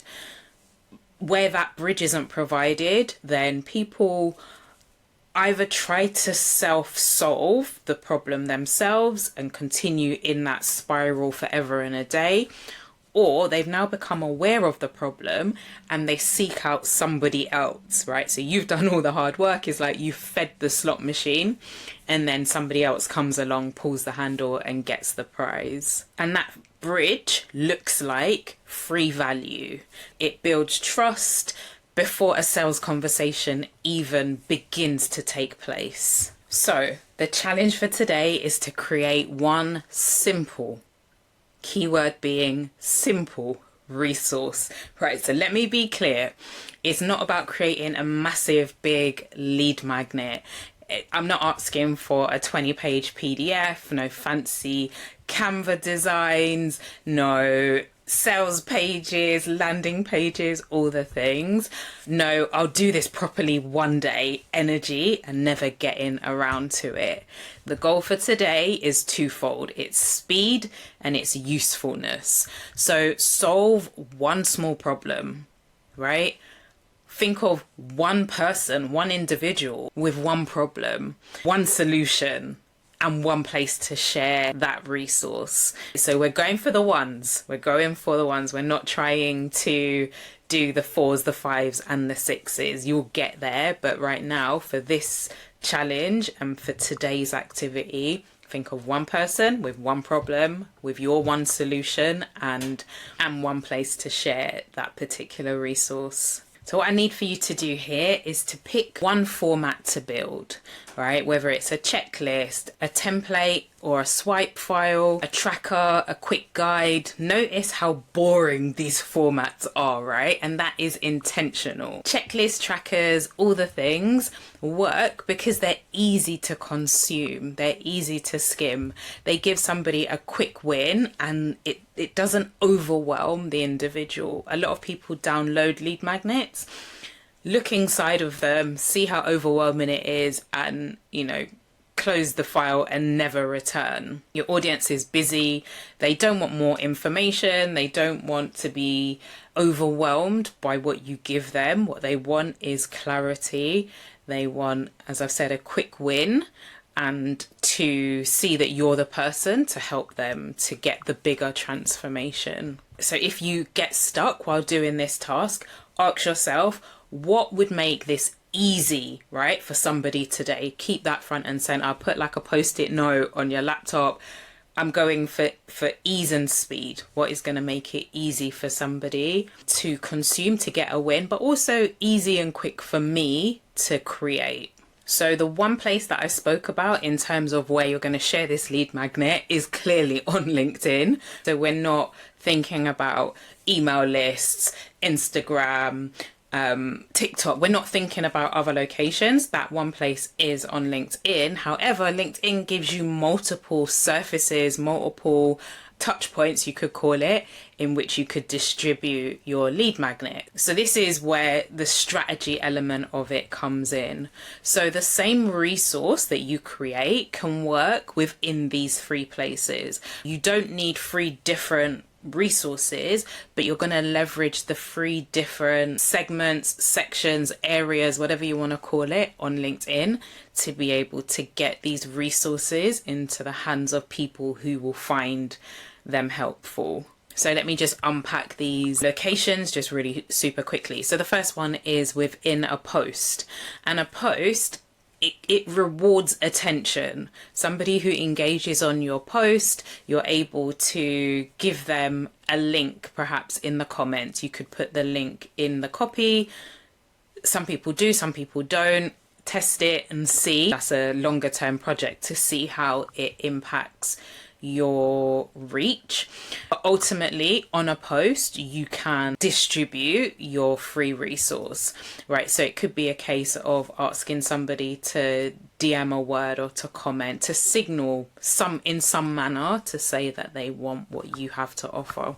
The second location is in the featured section of your LinkedIn profile. Hopefully that has been turned on, and you can add that free resource, that free lead magnet, into the featured section. What that does is it guides profile visitors. They can access this resource without necessarily having to engage with you. They can access it, at their own convenience. And then the third location is within the DMs. And what that does is it really just supports a warm conversation that you're having. Now, obviously, you wouldn't offer something for a problem that somebody doesn't have. You would offer it after engaging, after understanding what their issue is. And if it so happens that your solution would be applicable to them, then you offer it.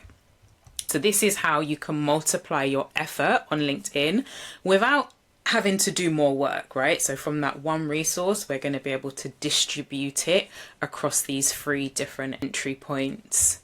I'm going to guess that most of you already have what you need in terms of this free resource. What you just need to do is recognize it as something valuable that you already can lay your hands on with ease. So think about old notes, maybe client checklists, training documents, onboarding steps, lead magnets that you've already created that you can tidy up and, start to share again. I've had clients turn assets that they created years ago, right, into their most requested current lead magnet, simply because they stopped overthinking it, right? And they actually was intentional with sharing it and putting it out on LinkedIn. So don't start from 0 if you don't need to. If, however, your Google Drive is empty, that's okay, right? This is where experience comes in. Just think about the questions that you answer all the time. Think about what we worked through in day 3 of the visibility challenge, right? Where we spoke about your obvious gold. How could you turn one of those questions, one of those insights into a free resource? What is the mistake that you fix repeatedly?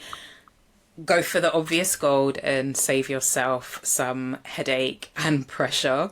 So what is the mistake that you fix repeatedly? That's the obvious gold. Dust off what you thought about maybe in your notes, what you got down on day 3, and repurpose that into a free resource that you can give away to somebody. As I've said a few times, people pay for clarity, right? These small pieces that you give away now, what they're doing is building trust for later. So step 2 is choosing the format.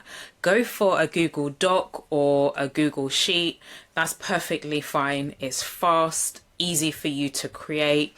Most people are familiar with the format as well.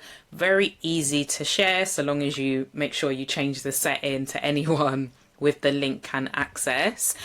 But there's no tech dramas, there's no overwhelm, there's no download required. It really is just click a link and get access. So today is about removing friction for you and for them. It's entirely up to you if you do want to get an email address in exchange for this resource. I would suggest that on this challenge, you don't do that for the reasons of removing friction. We want to be able to just get those resources into the hands of individuals without any barriers, but also coming from a place of generosity and abundance. What happens is that phenomenon of reciprocity kicks in, and you've been generous and you've given, and more likely the recipient is likely to want to do the same because you've been so free with your knowledge and your expertise. But it's entirely up to you how you want to do that. Again, a follow-on thought is it does create additional complexity. So if you have to, create a landing page, if you have to do some work in the back end of your email tool, those are additional steps, but that's entirely fine. What you're looking to create is a one-page doc, right? Something simple, straightforward, that beats like any polished resource that you work on for months and months and months and never actually put out there. And just super quickly, I want to just speak to the anatomy of a useful resource. So a good resource doesn't aim to teach everything. What it does is it moves somebody forward. Just think of like a chessboard, right? You're just moving them to the next row. What you want to make sure that you have is a clear title so that they instantly know what it's about, what it aims to achieve, and that it's for them. The next essential of a free resource is you want to make sure that you've got a few actionable steps. This is the meat, this is the body of the thing. You don't want just theory, you don't want platitudes, you want something tangible that people can get their teeth into and actually implement, actually go away and do. They can take action on. I would say between 3 to 7 steps is a good number for the reasons I mentioned of not overwhelming. If it has too few steps, that won't build trust. If it has too many, then nobody's going to do it. So 3 to 7 is the sweet spot. You always want to end with a quick win. So what do you know from your experience that if I did a particular thing that you've suggested, I'm going to be guaranteed a quick win? What is that thing? It helps to build trust, it helps to build confidence, it gives them a lift and some momentum. Naming your resource is really important because what I find happens is most people overcomplicate it, right? It doesn't need to be a clever name, it doesn't need to be a highfalutin, fancy name. What you need is something that's obvious, something that I can look at and instantly know what this is going to help me to do.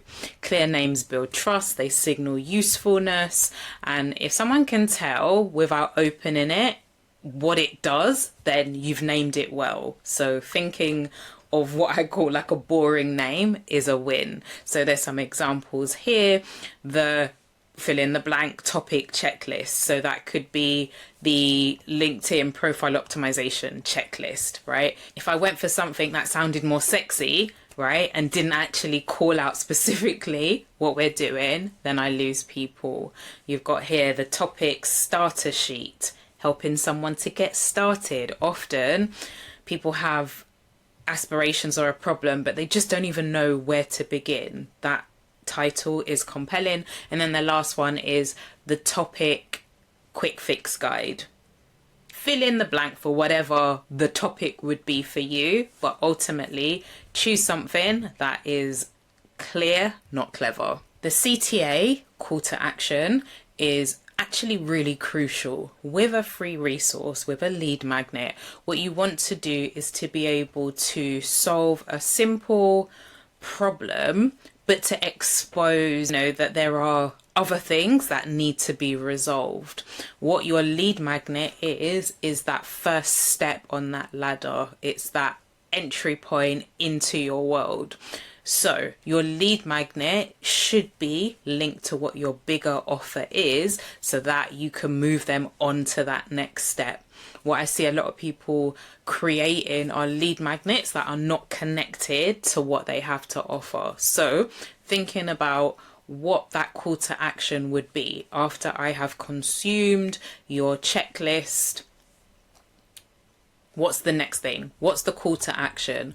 What is the thing that you are going to point me to? At this point, what you're not saying is, buy from me, here's my stuff, buy, buy, buy.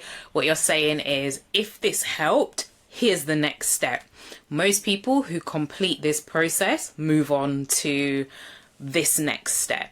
So that really is the mindset and the direction that you want to call out for your prospects. We're going in with low pressure, we're being optional. It's here's what's available, entirely up to you, but it's available. So you want to come at this from a very human angle, keep it very conversational and natural instead of transactional. I've given you slightly more time, so 30 minutes to complete the activities for today. It's deliberately time boxed for the reasons that I called out before. People spend forever and a day creating, whether it is a lead magnet or a course or a product, and never actually putting it out there into the marketplace. When you give yourself an unlimited amount of time, you keep tweaking, you keep perfecting, you keep refining. When you give yourself 30 minutes to focus, you focus on what matters and you avoid and remove and ignore the nice to haves, the fluff, if I can just call it out as it is. And go ahead and use your favorite AI thinking partner. That is going to help you to be even more efficient in this process. So spend 5 minutes picking the problem and the format, having a dig through your Google Drive. Spend 25 minutes building it, right? So that could be refining what you already have, or grabbing that obvious gold and building that out. Spend the final few minutes grabbing the share link, right? So making sure that you change the setting in Google Docs or Google Drive, making sure that anyone who has the link can access, because we don't want to invite people to it and then they can't, because again, that causes friction and most people won't come back to you. They will just shrug their shoulders and move on. So again, we don't want to waste the opportunity. And then I want to just share some rules around sharing your resource, right? And this is a big one. We don't want to cold pitch. I've said that time and time again. What we're waiting for are signals. We're waiting for hand raises. We're waiting for people to reply to a post. We're waiting for people to comment, to send us a DM, to start a conversation. And only then do we offer our resource. Only then do we invite them into what we have. This is permission-based marketing. What you want to do is let somebody know what's available, offer it to them, and let them accept the invitation. We don't just in the same message mention your resource and drop the link. What we want to do is to invite, let them accept, and then we send the link. And this keeps your account safe, it keeps your reputation strong and intact, and also the relationship. You don't damage that by, again, pitch slapping, because that's ultimately what that is. So follow this traffic light rule and just remember that with this type of marketing, it's better for it to be permission based. It feels less icky. The person feels less almost violated or intruded on. So yeah, be sure to remember this rule. So I hope that you're excited to get some resources, to get your knowledge and your insights into the hands of people that need it. Today isn't about creating a fancy resource. It really is about taking action and making something real. We're practicing lead generation without pressure.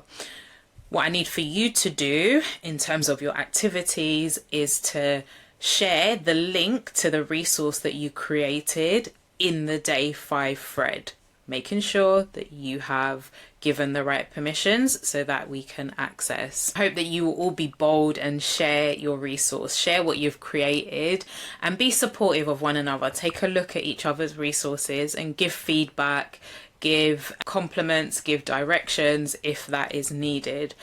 When you share what you've created, what you start to do is reinforce the habit of actually putting your work out there, and you're helping others to see as well what is possible. I'm a really big believer in simple value leading to real conversations, and real conversations leading to clients. I would say get the feedback from the group and then start to share the resource next week. I'm looking forward to seeing your metric screenshots to see how your numbers are progressing. Let us know that you have completed the challenge for day 5. The last thing before we wrap this up, I would love for you to give some feedback on the visibility challenge so far. There will be a link beneath this video for you to go over to a tool that I use where you could share your feedback, and you can share it in multiple formats. So it could be text-based, it could be a voice note, it could be a video, whatever works best for you. But I would love to hear how you're finding the challenge, how you're finding the resources, what insights are you having, what recommendations do you have for the challenge. I would love to hear it all so that I can improve it, because this is the first iteration, but it will be run again. So help me to help you by giving me your feedback. All right, guys, drop any questions that you have. More than happy to support and to give feedback. All right, take care. Hey, lovely people. Welcome to day 6 of the LinkedIn Visibility Challenge. Guys, we are on the home straight. We're nearly there in terms of the talk content, right? So these first 7 days of the challenge are all around getting you set up, getting you established, and me teaching you what it is you need to know so that you can continue the process beyond the 7 days and beyond this challenge. So for the past 6 days, right, we've been doing a number of things. So we've refined our profile, we've been posting, we've been commenting, we have engaged, we've been creating resources, we've been doing quite a lot. Day 6 looks like where we turn activity into belief. So if that belief hasn't risen up in you yet, this is what's going to happen on day 6. Day 6 is really an opportunity for us to pause with purpose. This isn't about slowing momentum, but it is about making sure that the momentum that we're building up actually sticks. Most people skip this step and they rush straight into posting, doing more tactics, more pressure. Just more, and that's exactly how confidence ends up collapsing. So today is really where we lock in evidence, we lock in the receipts, we lock in the proof points for yourself so that you know you're making progress. You know that investing time, energy and effort into LinkedIn is worthwhile for you and your business. So let's get into it. Day 6 is all around a review and a confidence reset.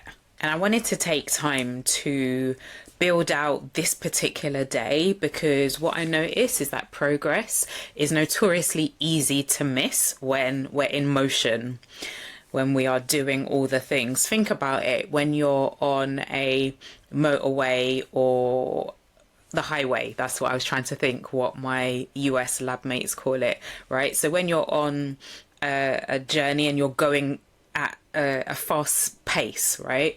You don't have time to see the scenery around you. Everything becomes a blur because you're in motion and you're moving at a rapid pace. And that can happen when, in this example, we're building our visibility. If we don't stop to pause and take a look, lift our head up, we won't see the progress that we're making. So I thought it was really important for us to take a day out, to have that reset, to have that moment of reflection. When you're busy doing, your brain sometimes defaults to like negative thoughts. So we'll think, oh, we're not doing enough, or I should be further along. This isn't really working. LinkedIn doesn't work. But confidence doesn't come from hope, or it doesn't come from hype. It comes from evidence, or as I like to call it, receipts, right? When you go and purchase something, you get a receipt, you get a docket, a slip that confirms that purchase. And we're looking for evidence that confirms that we are moving in the right direction. We're in momentum. And evidence only appears when you stop and actually look for it. So today is about building the belief in yourself and in this process that you're learning. And as we go through this process, I really want to be clear about this. You are not being graded. I am not standing with a red pen marking your homework. There's no score. There's no gold star for perfection. Even the prize, right? If that is going to be the thing that is going to cause you to stumble or falter or trip, then ignore the prize. What I would prefer is that you continue to be in motion, even if it means you go slower on some days, even if it means that you pause on some days, but you stay in the game, you keep moving forward. So I wanted to say that it's not about performance. What we're really doing here is practicing. Think of it like reps at the gym, right? Practice works because you are allowed to make mistakes. You're allowed to be clumsy. You're allowed to experiment. This is a lab. So we are testing, we're experimenting, we're trying to establish what works for us, what works for our network and our prospects. You're allowed to repeat things without judgment. You're allowed to shelve things, right, if they don't work for you. So if you treat this like performance, you will tighten up, right? You will freeze and you'll stay stagnant. You'll stop. Whereas if you treat this like practice, you get stronger. I think of when I was studying, I studied performing arts at college, and just thinking about like a performance night, opening night, right? You are so tense, you're so anxious. You've gone through the lines, you've gone through rehearsals and been absolutely perfect, because while you're practicing, that pressure isn't there. However, opening night, all eyes are on you, the critics are in the front row, you've invited all and sundry to come and watch you, and that can be how it feels on LinkedIn. If we view it as performance, that all eyes are on us, we need to be that expert, we need to be that thought leader that never stumbles, never trips. What happens is we overthink.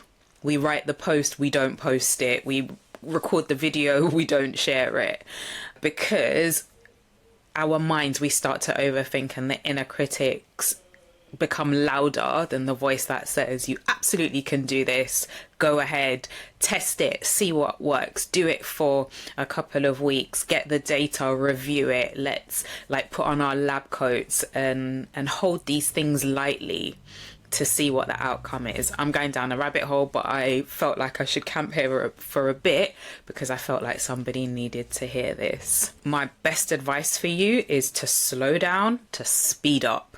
What you find is that when you are rushing, when you're in haste, what happens is your results become hidden. When people rush, they miss the small wins, they miss the early signals of success. Reflection is what allows us to create clarity, and clarity is what really creates momentum. Imagine if you're not clear on where you're going, you've decided you're just going to put your coat and your shoes on and go outside, but you're not clear on where you're going. So you're taking steps, you're moving, and perhaps you're moving fast, but you don't know where you're moving towards. If you don't pause to actually take a moment and think, you could be moving in the wrong direction. So this moment right here is where we take a moment to pause, right, in this point in time and actually straighten our arrow before releasing it. So you can see the slide, it's all squiggly, right? We're doing the most with our arrow because we're not quite sure what the target is. But in that moment of pausing and actually thinking, what is it that I'm moving towards? What is the actual target? We can straighten the arrow before we release it, and we're more likely to hit the target. So for day 3, we are looking at 3 types of signals, and the order of these signals are intentional, they actually matter. So we're starting with the external, the hard data, the objective reality. We want to be able to answer the question, right? Did my activity create results, right? Did I get reach? Did I get impressions? Did I have conversations? Because we want to be able to answer these types of questions, right? Did my activity create reach or impressions, as an example? But here's the thing that most people miss when they are looking at the numbers. At this stage in the challenge particularly, it's not about judging how big these numbers are. What we're looking for is movement, and we're looking for response. So we're not just looking at the numbers in a vacuum. What we need to do is go back in time, go back to day 0 where this all begun, and we're looking for those specific numbers, your starting numbers, those baseline numbers that I insisted that you captured and got down. Because day 0's numbers are your baseline. That's your control group for this little experiment. Without that, today's numbers are totally meaningless. If I tell you that I had 50 profile views today, right, is that good? Is that bad? Who knows? It's just a number, and without context, as I've said, pretty meaningless. But if you had 10 profile views on day 0 and today you've got 50 profile views, that's a 400% increase. That is a massive signal that tells a story of growth. So don't get hung up on the actual numbers. We're not aspiring for those specific numbers. Whatever your numbers are, they will tell a story. So the crucial step is to compare today's numbers against your baseline numbers. But even if the uplift is small, even if there is no actual uplift, that is just data that tells you, maybe there's something that needs to be refined. Maybe your headline isn't clear. Maybe your banner doesn't have a value proposition statement. The second signal that we're looking at are behavioral signals. How did you feel when you did a particular activity? And this is the most underrated signal, and I would say the most important one. This is strategy information. Because if something works numerically but feels awful, right? It's uncomfortable in your stomach, you just feel nauseous, it's not going to last. You're never going to do the activity. You may do it for a few days and then never return to it. Whereas the thing that feels easy to you and still creates momentum, that is gold. That is something that you want to lean into. Your nervous system is absolutely a part of the strategy, and I think way too many of the bro marketers ignore that aspect. They're just thinking of the cold, hard numbers, the return on investment, and forgetting that it's a human that is implementing this strategy. And if it doesn't sit well with you, if it doesn't align with your energy levels, your values, the way in which you like to operate, the strategy is pointless. And as I say, you're never going to stick with it. And then the third thing that we are reviewing are your momentum signals. This is like what happened because of you showing up. So this really is where visibility actually turns into opportunity. Momentum signals answer the question, what changed as a result of my presence on LinkedIn? Like, did somebody reply to a comment that you left perhaps, or maybe a DM conversation? Like, just started so naturally and resulted in you getting deeper clarity around your ideal person, or maybe even getting onto a sales or a discovery call? Did somebody follow you after seeing the content that you posted, your obvious goal? Did somebody follow you as a result of that? Or maybe a profile view actually turned into a connection. So these are chain reactions, and they don't often show up clearly in the analytics, but they matter because they indicate relationship, relevance, recognition to a human, to a real person. And this is how your network starts to wake up because of that momentum, because of that rapport that you're building. So when we consider all three of these signals on LinkedIn, your confidence increases and your confidence becomes more grounded and not emotional. We've brought into the mix the hard numbers. We've brought into the mix your feelings, how you feel about it. We've brought into the mix the momentum, the results, the chain reaction. So you've got a really holistic view of what your activity is actually doing. When you only look at one of these signals, and it's usually the numbers, what happens is your trust in the process, your confidence kind of yo-yos. It goes up and down. Today is a good day. I'm amazing. Lovely. Then you have a quiet day and then you're like, oh, I'm failing. LinkedIn doesn't work. I'm a mess. So I suggest you look at all three signals holistically so that you aren't doing that yo-yo stop-start thing. And I do want to just speak a little bit to those visibility signals. So the numbers where we're comparing day 0 to today.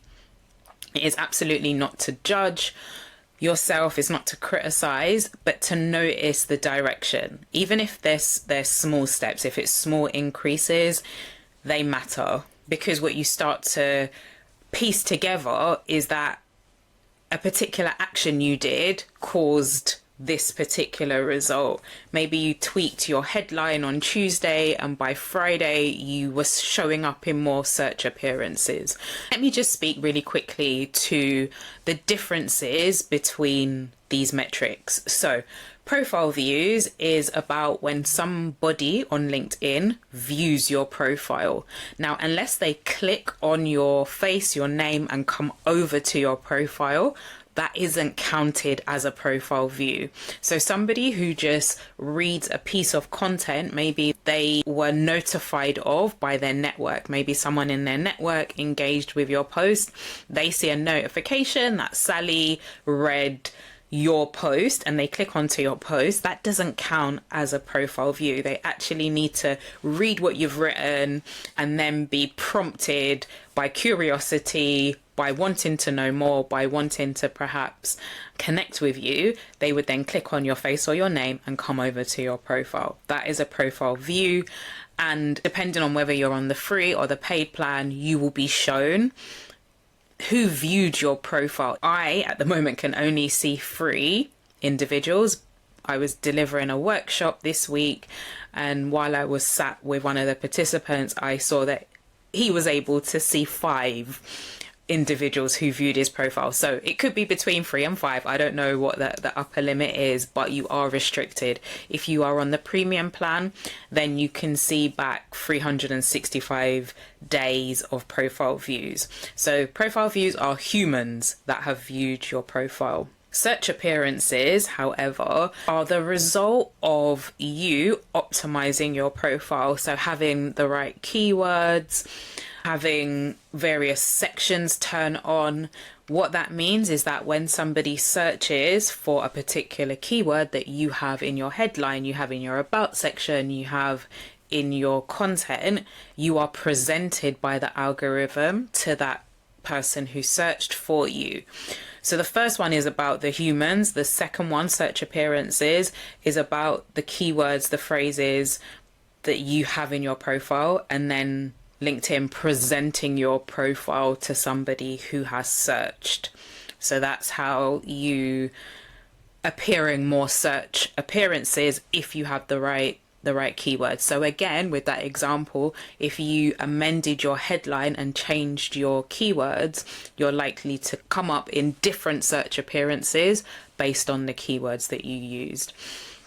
And then the last one, post impressions, that's all around the amount of times that your post, your content was seen. And I want to go seen because basically it is on somebody's phone desktop, right? It was presented on their phone or desktop. Can we guarantee that the person saw it with their eyes? No, we cannot. We don't know if they read it. All we know is that it was served to them, and that is counted as a post impression. So your impressions could be going through the roof, but if it's not compelling, if it doesn't get in front of the right people who find it relevant, they won't necessarily engage with it. So your impressions can be going up, but your engagement is not doing the same and can sometimes be going down. So I wanted to just explain that. But that's in the context of looking at your baseline metrics, and do this periodically throughout the remainder of this challenge. Assess where you are today versus where you started, because you will start to see little green shoots of progress and movement. So on a practical level, when it comes to reading these numbers, most people get this wrong. They start by asking themselves, like, is this viral? Is this impressive? Right? Am I like slaying on LinkedIn? That's not the questions that you should be asking. What you want to ask is, are things moving up? Right? Is the arrow starting to tick up? Is it happening consistently? What is it that people respond to? What you're looking to see is that things are moving in the right direction, as opposed to the size of the move, if that makes sense. You're looking for patterns as opposed to perfection. Patterns being, when I do this, this is the result. When I show up consistently, when I offer a free resource, this is what happens. You start to identify and spot patterns. All of this is data, and data allows you to make better decisions because it gives you feedback. It's not a report card. As I said, it's not anyone with a red pen. It's a gift to you to be able to decide what your next steps are. And let's just unpack a little bit more around the behavior signals. We looked at the external in terms of the numbers. We're now shifting inwards and asking ourselves honestly, like, what felt easier than perhaps I expected? You want to know as well, what felt heavier, what was harder, what felt difficult for you, and the reasons why. Looking at what you avoided. There are these things that we quietly just put to the side and forget. And avoidance isn't failure. What it's giving you is information. There's a reason why you're avoiding a particular thing. And perhaps what it's telling you is to simplify, not where to quit. So if we look at these 3 questions, what's easiest, what was heavy, what was avoided, is really giving us a map for our own psychology for the week, right? It tells us what to double down on. It tells us perhaps what to modify or what to release. What we're doing is we are creating a strategy that fits you, not a generic approach that's not personalized. Final signal that I'm going to unpack is the momentum signal, right? This shows up as what I like to liken to a chain reaction. So as an example, you comment, that results in someone viewing your profile. Or maybe you post a piece of content and somebody replies. You repost some valuable content and that starts a conversation. So these small activities, small links, they matter more than a single metric, because what they tell you is what leads to visibility rather than just what looks good on a dashboard. Right now, we're filtering out virality, we're filtering out likes, comparison, and our priority, our focus is on consistency, it's on ease, and it's on repeatability. If an action isn't easily repeatable for you next week, it shouldn't be on your plan. And the reason why I say that is because we're playing the long game here, and LinkedIn is a long game. We're on day 6. Let me just tell you, LinkedIn isn't a microwave. It's not a quick press the button, pop, we're achieving all of our goals. It's more of a slow cooker. It's a slow burn that brings you more valuable, more tangible, more sustainable results. And I hope that that is of interest to you. So what's going to really set you up strong is to decide exactly what it is that you're going to repeat. LinkedIn grows when you repeat what works, not what looks impressive, not what drained you, but what felt doable and created movement. So identify 2 actions. What felt good for you? And I want to be really specific here. Don't just write down, I'll use LinkedIn more, right? That is way too vague. Look back over the previous days. Was it day 2 for you? The method of replying to comments on other people's posts. Did that feel good for you? Great. That is a specific action that can go into your plan for next week. Was it day 4 perhaps, right? The method of warming up before connecting. Did you find that you enjoyed finding those 3 to 5 people, engaging with them, nurturing them? If that's the case, that's exactly what you put in your plan as a tactic. So we're literally cherry picking the specific tactics from the week that aligned with you, both from a data perspective, but also from your nervous system. So you're starting to build a custom routine for yourself that's actually based on evidence. And if you didn't know this, momentum also comes from subtraction. What is it that you can stop overthinking? What could you simplify? What can you remove? This is how visibility becomes sustainable. Often we like to stack and pile and throw the kitchen sink. Again, that's not sustainable. So decision 2 is decide what you're going to release. And this might be your favorite part, right? You get to decide what you're going to stop doing. You get permission to stop doing something. So for example, you may decide to release the pressure of the need to go viral and just decide, you know what, I'm just going to give that up. I'm going to release that. Or maybe you're going to release checking your likes every 10 minutes. Or maybe you decide to simplify your approach to commenting.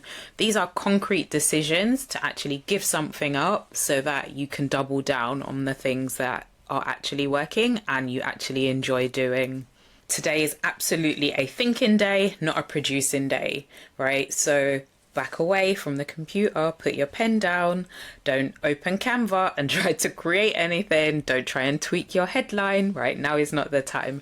Today is all around taking everything across the week and turning that into clarity so that that can be rolled into what you do in the coming week. I find that if you try to review and create at the same time, what often happens is you end up doing neither of them very well. So today, as I've said, is a thinking, reflecting day as opposed to producing and creating.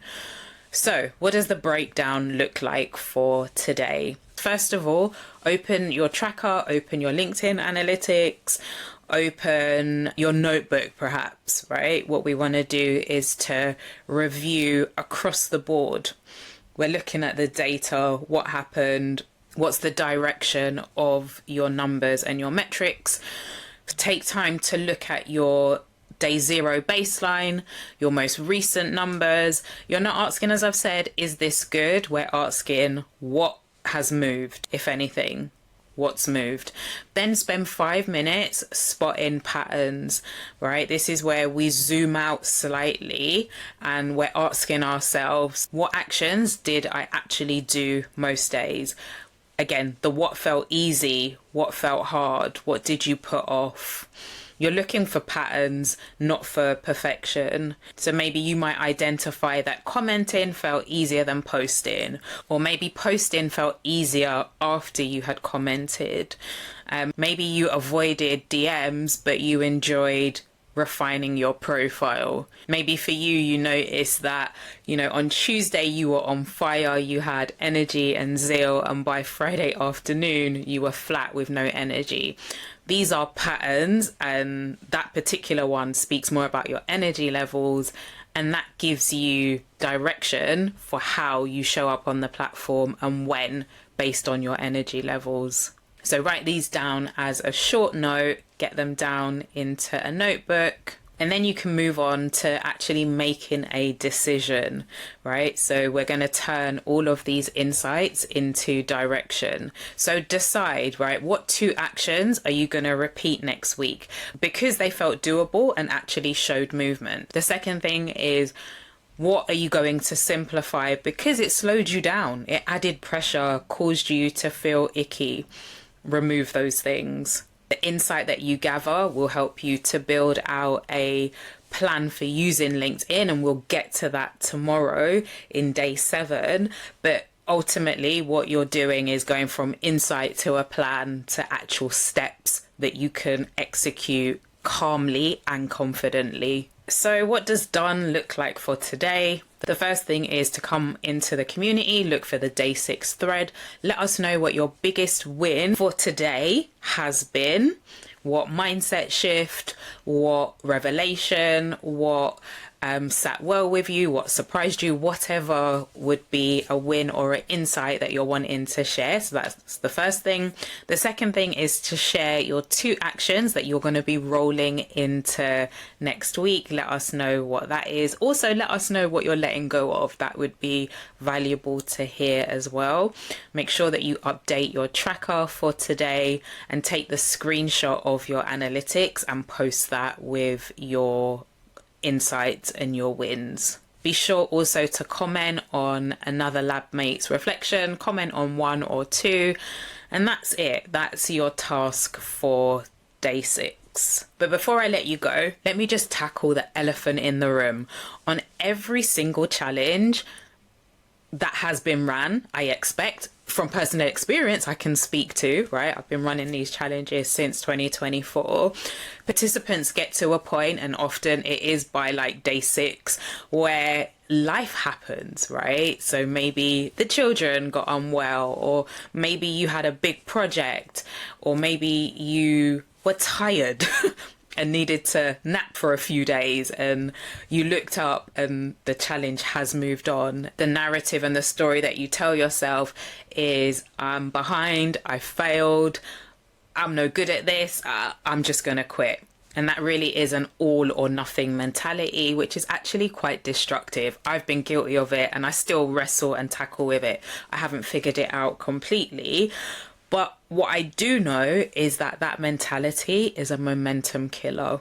I'm sure you guys have heard the phrase, you miss 100% of the shots that you never take. So if we step out of the game, if we put the lid on the box and don't continue, then we can never achieve the thing that on day 0 we were really excited and we were really motivated to achieve. And if you remember the rules of this challenge, to be considered a finisher, you need to complete 20 out of the 28 days. So you've got an 8-day buffer built right into this challenge, right into this system.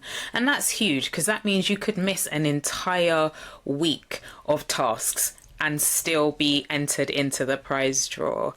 But as I said earlier on at the beginning, it really isn't about the prize draw. The prize draw is an incentive for those who respond well to things like that. There are some people that don't want to participate in anything unless they can win something, right? So that's why that's there. But really, this challenge has been designed in such a way that it allows us as humans, right? We're not robots, to participate, to have flex, to be able to pause when we need to be able to step back when we need to. The goal is sustainability with your visibility, not a perfect unbroken score or an unbroken streak. Because really, when you go after things in that approach, what happens is you burn out. If you do feel like you're behind on this challenge, I need for you to know that it's more important to continue rather than to catch up. Stay in the game and keep moving forward so that you can keep building momentum.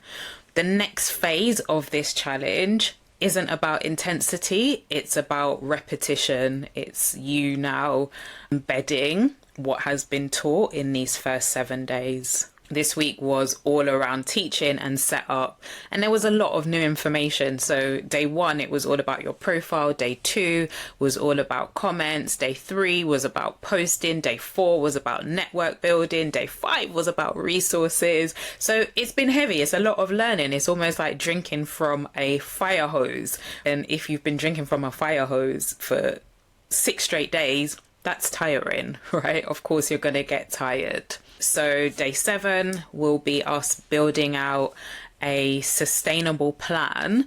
And then days 8 through to 28 is literally just about repetition. So if you do feel overwhelmed, it is because we're in that learning phase, and learning is tiring. The execution phase, so the next 3 weeks, should actually feel a lot lighter and a lot simpler because we've stripped away all the things that felt heavy or didn't work for you.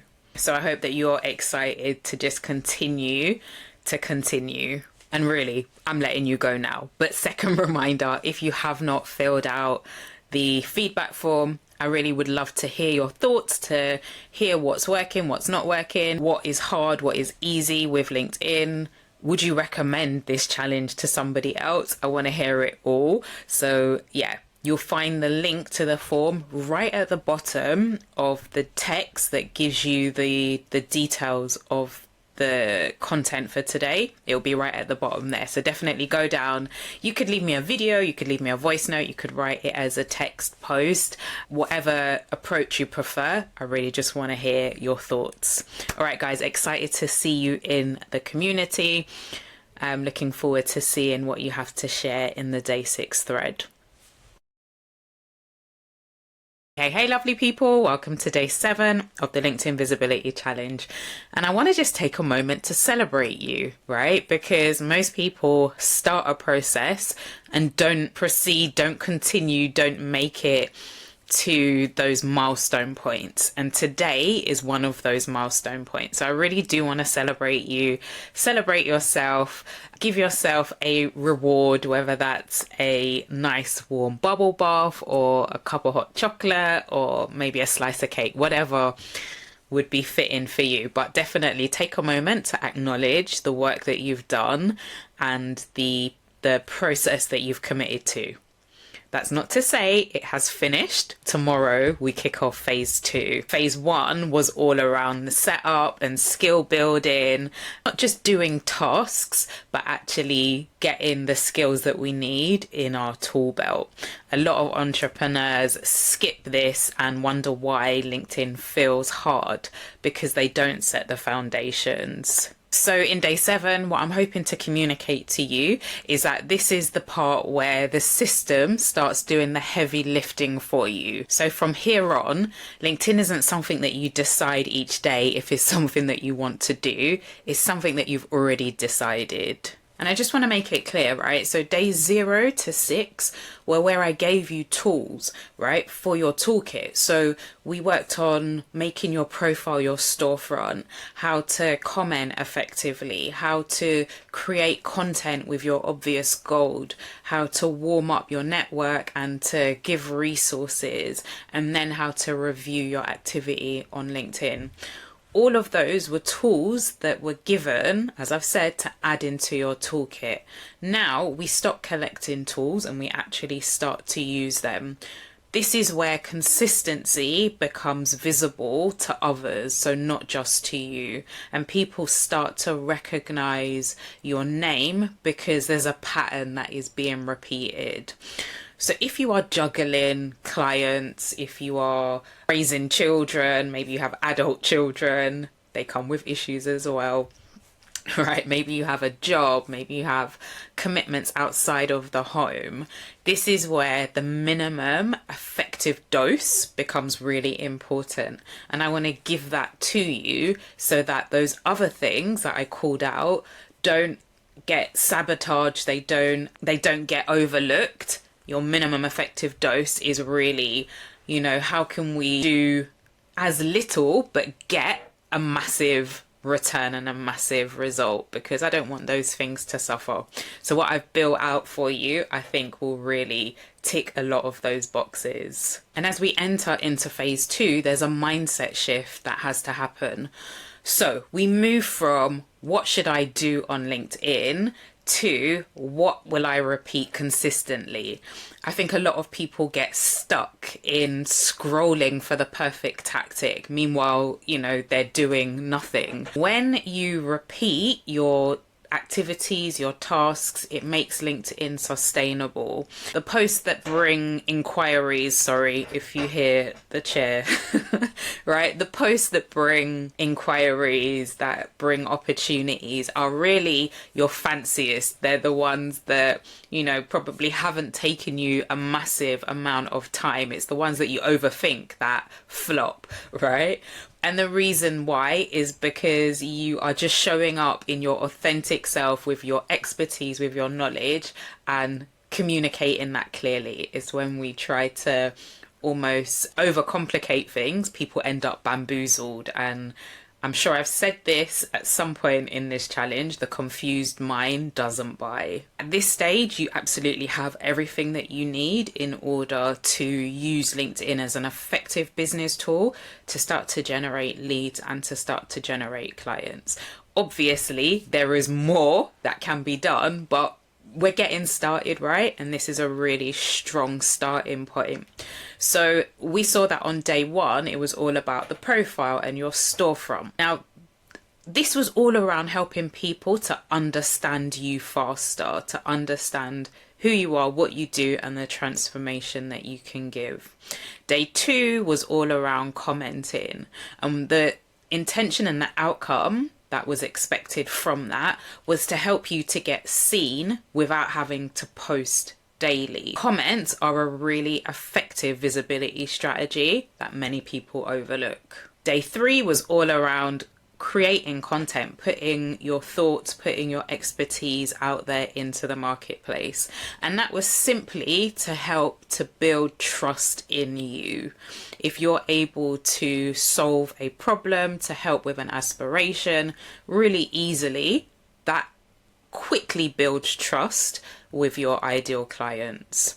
Day four was all around network building and helping you to become familiar on LinkedIn.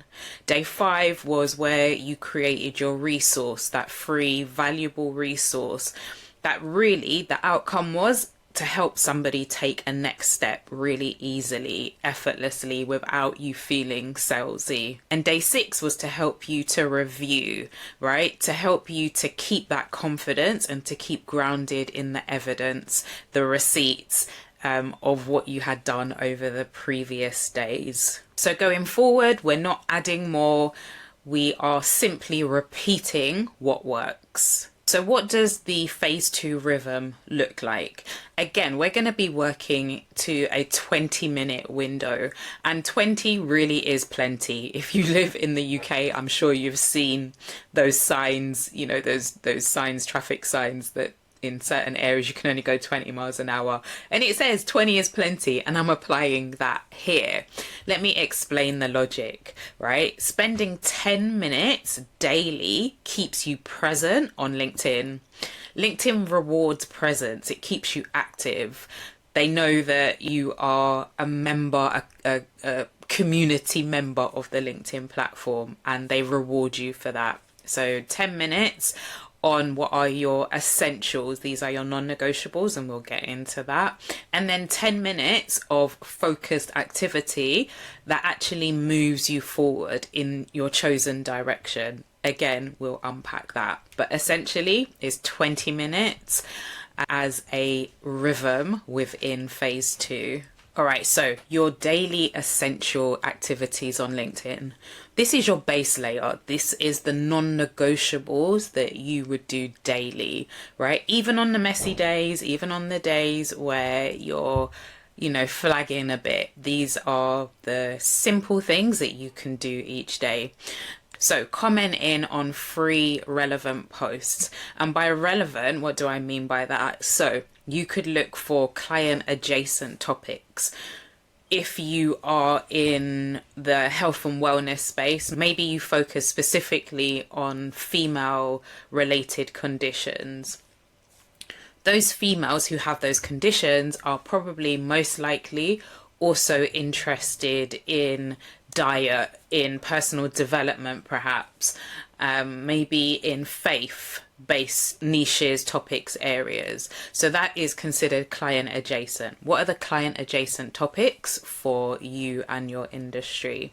Relevant could also be industry specific. Maybe there are hot topics, trending things that are being discussed in your industry, but also influencers, right? People who are a voice, a recognized and respected voice in your area. Those are considered to be relevant posts that I would love for you to be commenting on.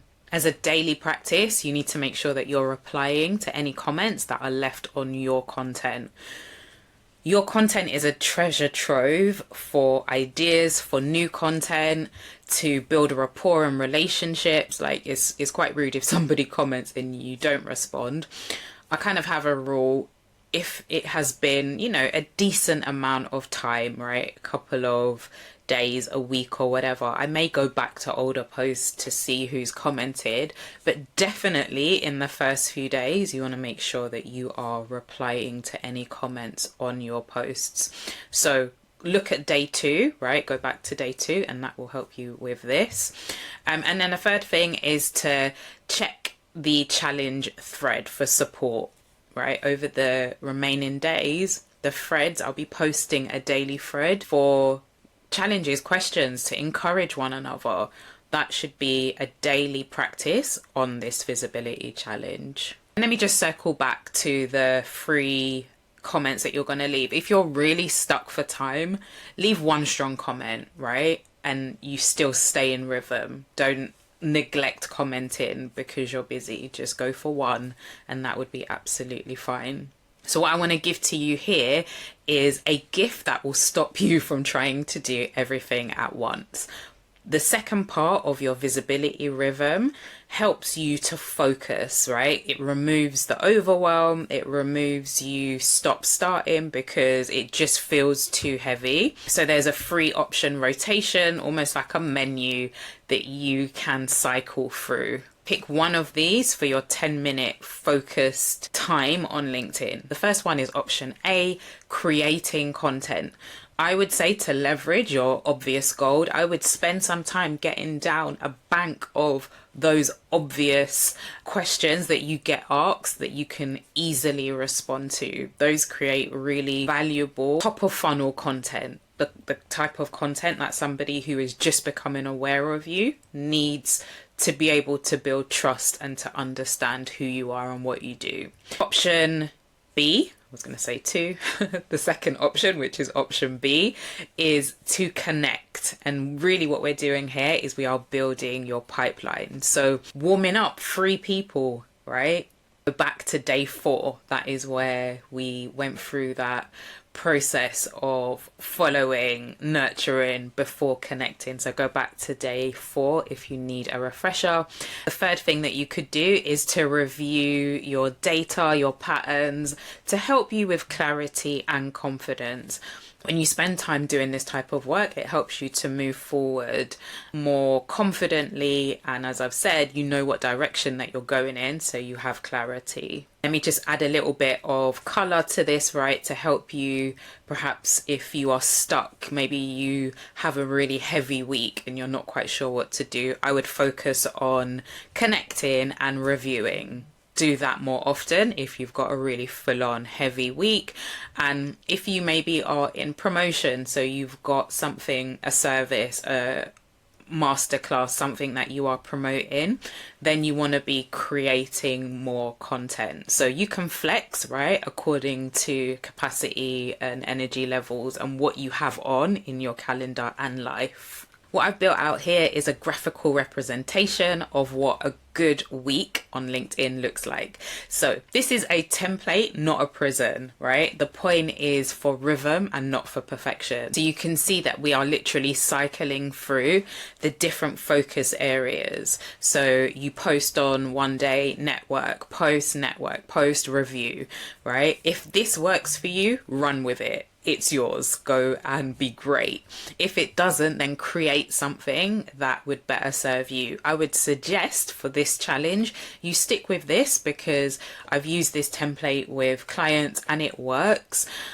So don't try to reinvent the wheel, run with this at least for the remainder of the challenge.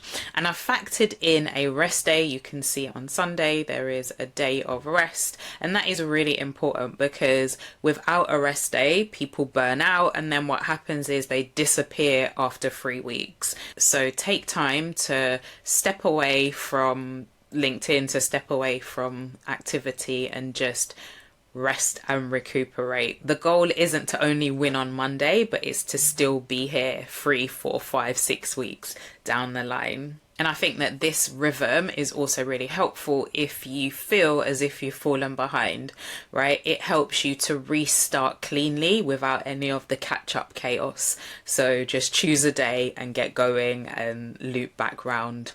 On the days when you are posting content on LinkedIn, I just really want to reinforce the principles in day 3 where we unpacked your obvious gold.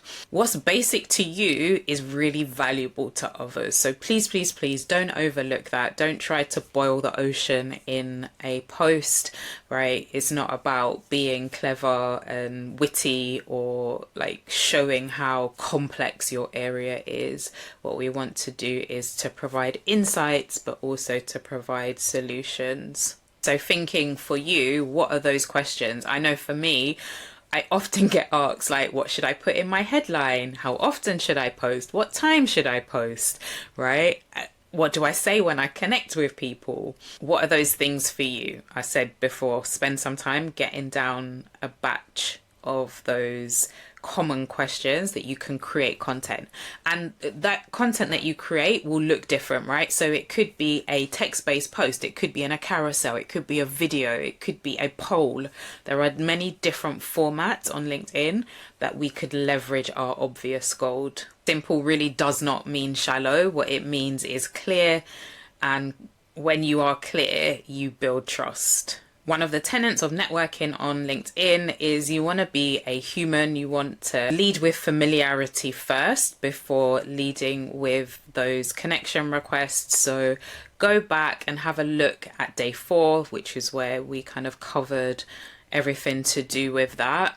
I explain the psychology behind it. When your name is familiar to somebody, what you do is reduce resistance. This approach doesn't have to be your only way of building your network, right? So for a connection or a contact that is like a high value ideal client, I would go this route. It's fine where context already exists. So perhaps you've met somebody at a networking event, or maybe you're in a community with the individual. Maybe you've been on a live or a Zoom or a masterclass, right? You've shared some kind of space or time and they're already familiar. Just send the connection request and don't bother with the kind of follow and nurture process. But you decide based on the context of that individual and your relationship at that particular point in time. Again, I've dropped in a slide here to speak to those who are telling themselves the story that they're behind. Remember, guys, you only need to complete 20 of the 28 days in this challenge. I really do want to reframe that kind of, I'll quit because I've missed a day, I've missed a few days. Stay in the game. Continuing is better than catching up. What I find is that catching up just creates pressure, right? It kills consistency. Whereas if you just pick back up from where you were and continue, I think that serves you better. So if you have paused, just continue. Just pick back up from where you left off and continue. Trying to backpedal and catch up and also continue, like, it doesn't work. So just continue and you'll be absolutely fine. I had someone use a anecdote or a phrase around this kind of concept of being behind, and it really landed for me. So let me share it with you. They said that behind is not a location, it's just a story that we tell ourselves, right? So have that and remind yourself, like, you are not in the location of behind. It's a story, and we can rewrite the narrative. So don't stay stuck in behind. Let's move forward. And that applies to this challenge and everything, I would imagine, in life and business. Ensure that you are utilizing your tracker, your logging, your activity. It's not homework, but your tracker is actually proof. This is the evidence of the work that you're doing. The tracker really helps you to see momentum, right? When your brain tells you nothing is working, nothing is happening, LinkedIn doesn't work.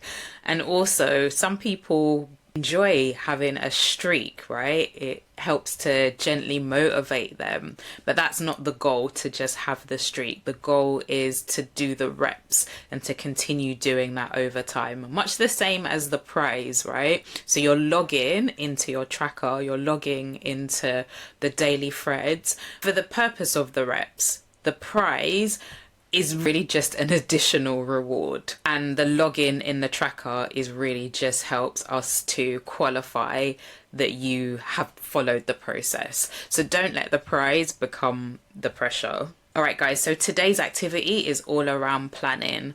What I need for you to do is book the time in your diary, right? Your LinkedIn time.